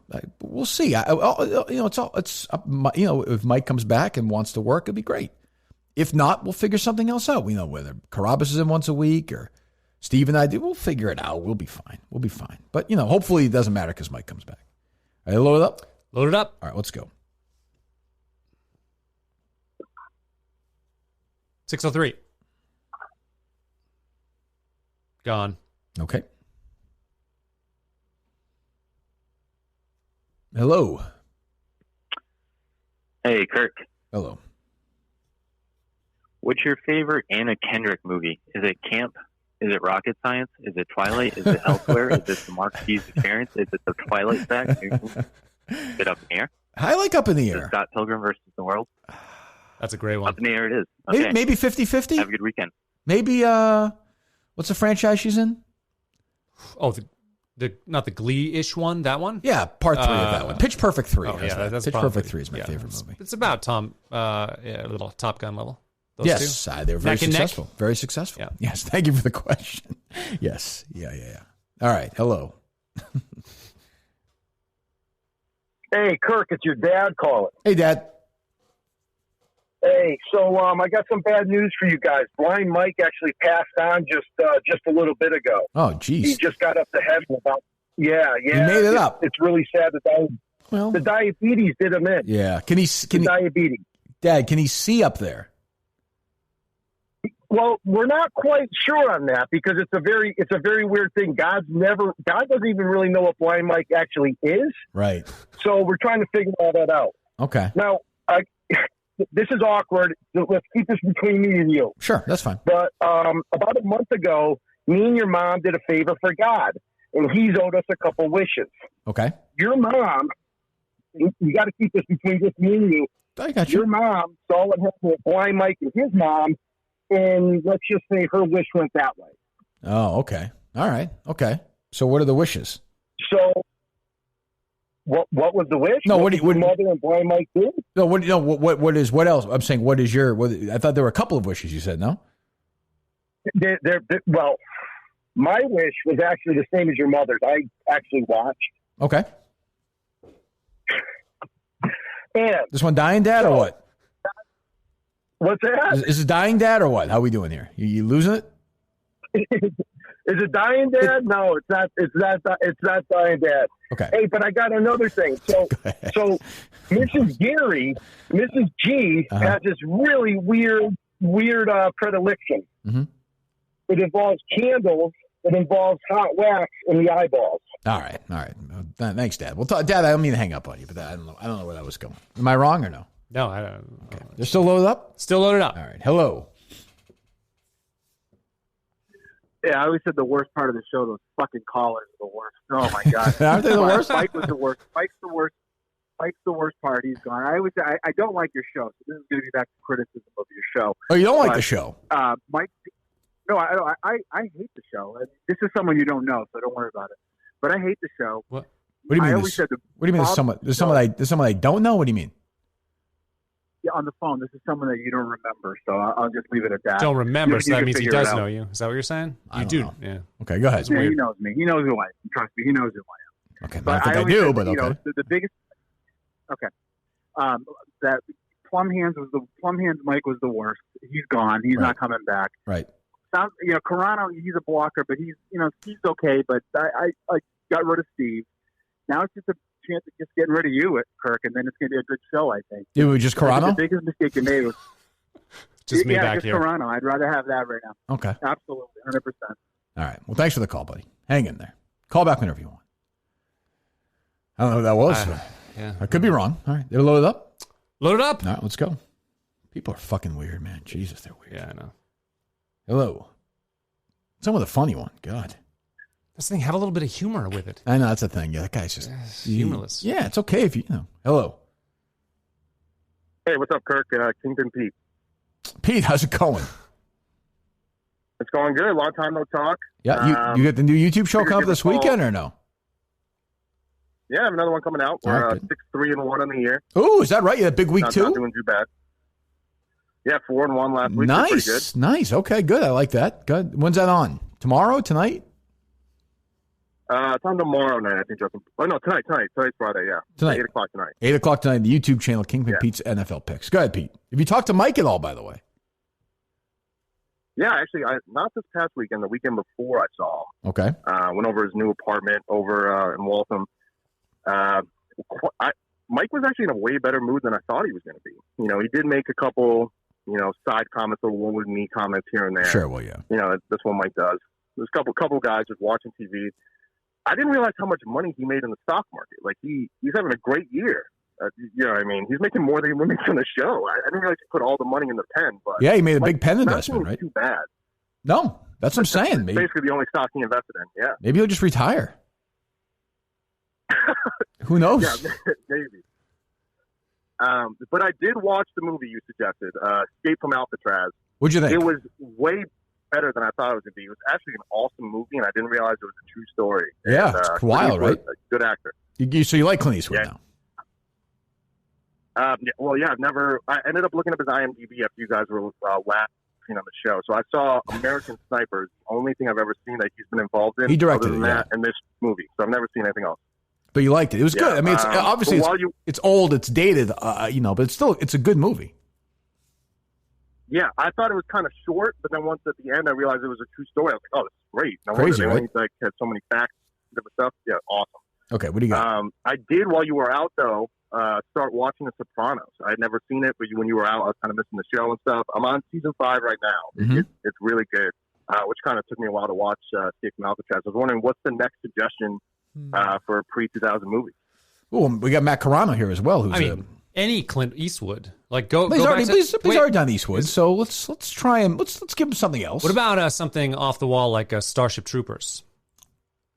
Yeah, he might. I mean, he would like that. I'm not sure that's a great. Yeah, I know what you're saying. Yeah. What are you in the mood for, Pete? What are you looking for? Kind of anything that has you keep you guessing. I was kind of interested in how the Escape from Alcatraz one was going. I liked how I thought I was going to watch it, half of it, and watch the other half later. I got one for you. Which I rarely do. It's problematic. The director and the lead actor is problematic. The Usual Suspects, exactly. I think, is Usual Suspects. Okay, Usual Suspects. The Usual Suspects. Escape from Alcatraz is problematic too. There's a couple of hard R's in there. I didn't realize that when you're watching the show. That's true. A movie, I mean. So you knew it was old, but okay. Usual Suspects. Okay. Usual Suspects. Yeah. In that movie, anyone I know? Kevin Spacey. Spacey. Okay. No, never seen any. I know who that is. You know that is. Benicio del Toro. Benicio del Toro. Gabriel Byrne. Yeah. I don't know. Kevin Pollak. No. Okay. Susie Amos. I'm saying, there's not, in your defense, Pete, there's not like a Clint Eastwood level. So, I mean, Kevin Spacey has 2 Oscars. I mean, there's no massive star. Have you ever seen a movie? You've seen a Tom Cruise movie, right? No. He doesn't make movies I would like. Do you know who that is? I know who Tom Cruise is. Yeah, he's I don't know. I could picture him. Yeah, sure. I mean, you haven't seen the Mission Impossible movies or anything. No, I'm not I don't really like action movies. They're boring. Okay. But Usual Suspects you would like, for sure. I think you would like. And your report overall is that Mike is in a great mood making lots of money. Not a great mood. He actually lives in a house, an apartment where there's 4 different units in one building. Already got into an argument with the neighbors. Apparently, they can hear him when he was talking shit about him on the deck. So he's a little flustered by that, So I don't know about the living situation. It's a huge apartment, but it's a 4-family in one building, and I would never be able to do that. Yeah, that's not my thing. And when I was walking up to the apartment too, you know how loud Mike is. I was maybe a couple houses down from actually the apartment. I could hear him talking. Yeah, he's that loud. Yeah, I can imagine what his neighbors have been hearing him say. What's your take on Mike's exit? My take is, I feel, the show is still good. I feel like there's a couple of just gaps here and there, but I feel like you guys have done great without him. Obviously, I think it's better just having that guy in the show where you can kind of rag on him here and there. Right. But I understand if Mike can't take it, then it makes sense for him to be away for now until he can, handle it. You know, he takes a lot of things too seriously, you know, especially some of the stuff you say. Or I think he thought that going away show that you guys did, I think he should have never been in the studio. Because I thought he probably thought it was going to go a different way, saying goodbye. Right. Than he was. When you saw him, when you saw him at the apartment, was that after he took his absence? Yeah, it was the Friday after. It was that Friday night after. Yeah. Okay. So it was a couple days removed. But I will say, Alba had a burner account or whatever. Yes, we heard about account, this. right? Yes. Yeah. I don't blame her. She She's deactivated the account. yeah, she's passionate. She's defending Mike. That's okay, you know? No, yeah, I love it. But I hope that he's not watching. You know what I mean? When I did see him, he was like, oh, YouTube star. And I was like, that show came out like a couple hours ago. Oh, yeah, I know. He's all over it. Yeah. That's not good, man. That's not good. That's not good. That is not good. All right, yeah, watch Usual Suspects. All right, Pete, we'll talk. Awesome. Thanks, Kirk. Have a good one, guys. Boy, some real interesting tidbits there. Totally. Mike's throwing parties on Friday night? Oh, I'm confused here. What's going on? What is going on here? Thoughts, Matt? About Mike? Yeah. I mean, it sounds like his living situation is combative as well, though. I mean, guess, but made a lot of money on the stock market. Is he just relaxing right now? What's going on? Yeah, he's just kicking back. I don't know. Friday night, is he having a party? Is that what that's going on? Maybe it was just Pete and his girl coming over. Could be. With Alba. Could be. Are they loaded up? Loaded up. That was well, okay. I'll move on. Hello. Hey, Matt. How's it going? Good. How are you doing? Good. I just wanted to call in and let you know how awesome of a job you did this week. It's kind. I think it's been one of the best weeks of the show in a long time. And I'm hoping that Big Steve got coronavirus in the wedding. Oh, no. And you'll be in there for another 2 weeks. Jeez. Poor Steve. So does Matt, but yeah. I do not wish disease It's just on Steve. refreshing to have somebody, talk to Kirk about pop culture and not have to listen to Steve and his politics 24/7. Are you more of a liberal type of person? Is that why? No. No. I think I'm a libertarian, similar to Kirk. But okay. Yeah, I like that somebody can talk to Kirk about movies and music, and it's a lot more entertaining than listening to Steve talk about Trump 24/7. Is Kingpin Pete? Thank you for the call. That's very nice. Matt's done a great job. Is Kingpin Pete aware that he kind of buried Mike with that phone call? He did. I mean, just buried him. Oh, poor Mike gets it from his friends. I mean, I love Pete, but that was rough. That was rough. He's a sweet guy, but I don't think he meant any harm. I don't think so. It's like Mike's rich and he's having a good time. He seemed like he was in a good mood. Oh, well, wait a minute. This is after I was really hoping Pete would then say no. I said this is but he's honest. That's what you get from Kingpin Pete. Yeah. All right. Are they loaded up? Loaded up. Hello. These callers are unbelievable. Hello. Have you followed the Libertarian presidential candidate's campaign at all? I know you don't really talk about it much. I have. Yes, I'm not. Yeah, I'm. It's going to be a hard vote to cast. Did you happen to see her shortlist for the Supreme Court yesterday? I did not. Who's on it?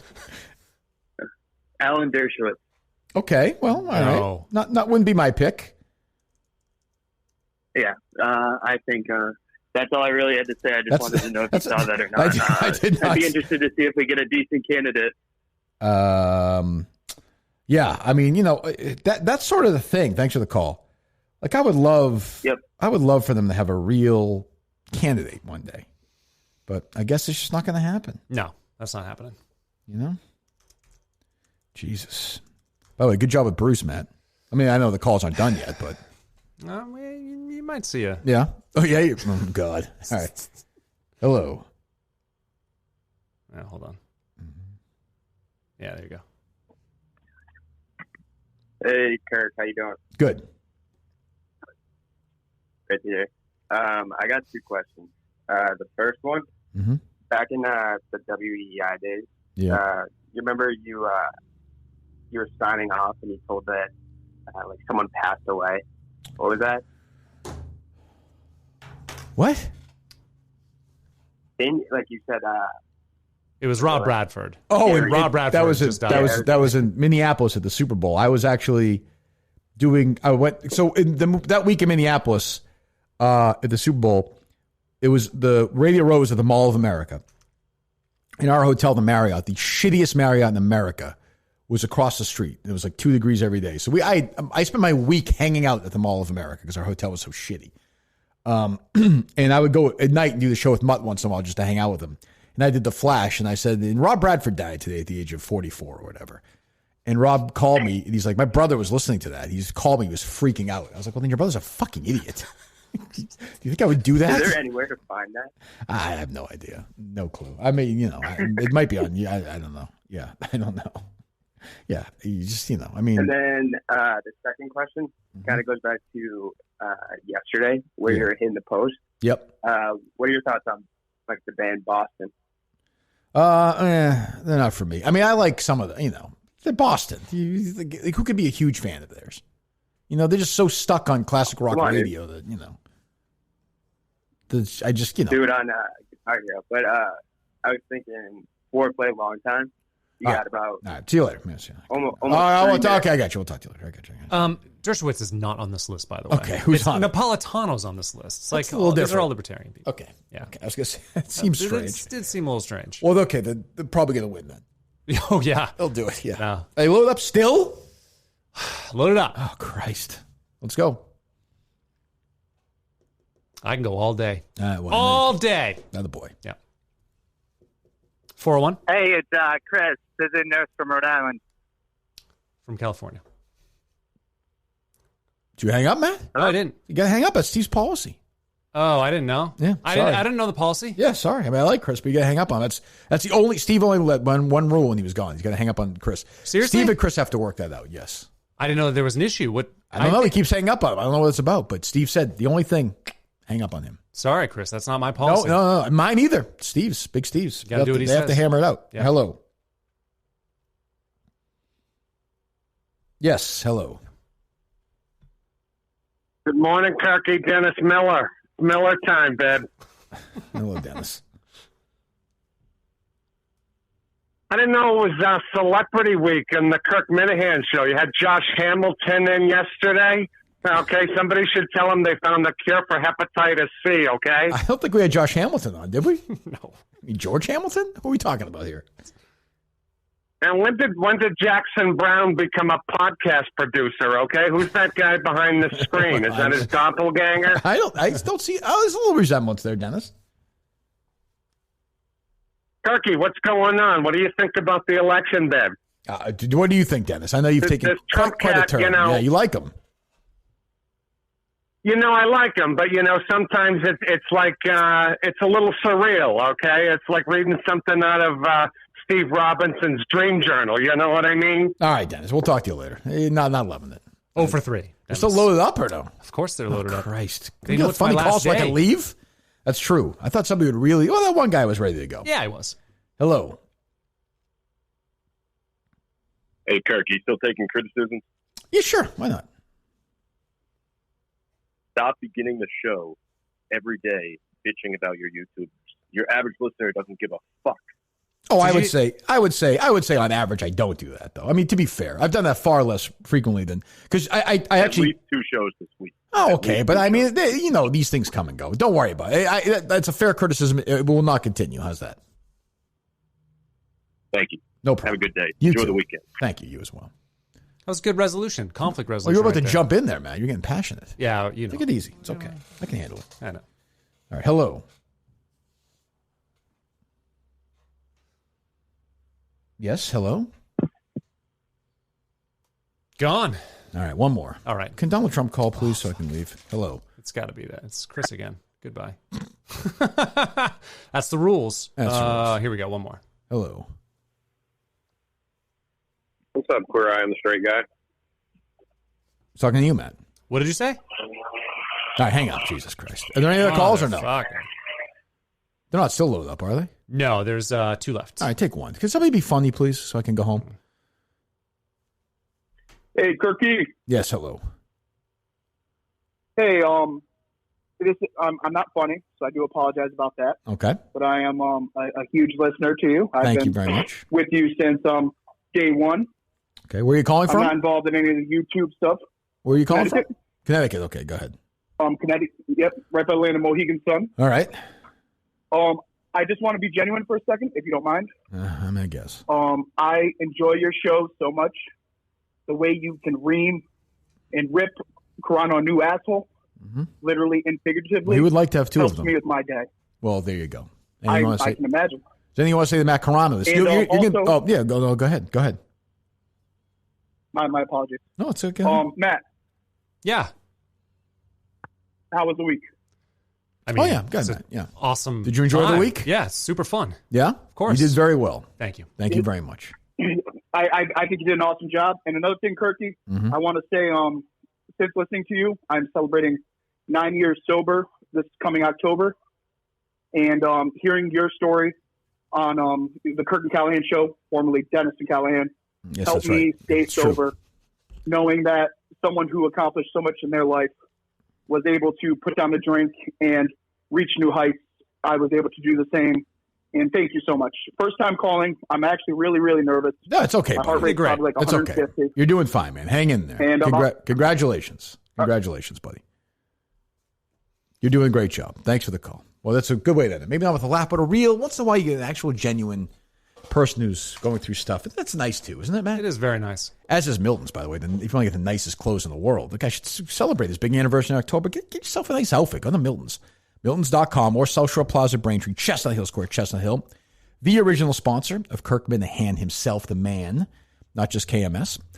Biggest sale ever continues on. You have to act fast before all the deals are sold out. 75% off and more. Go to Milton's. Have you been there, Matt, lately?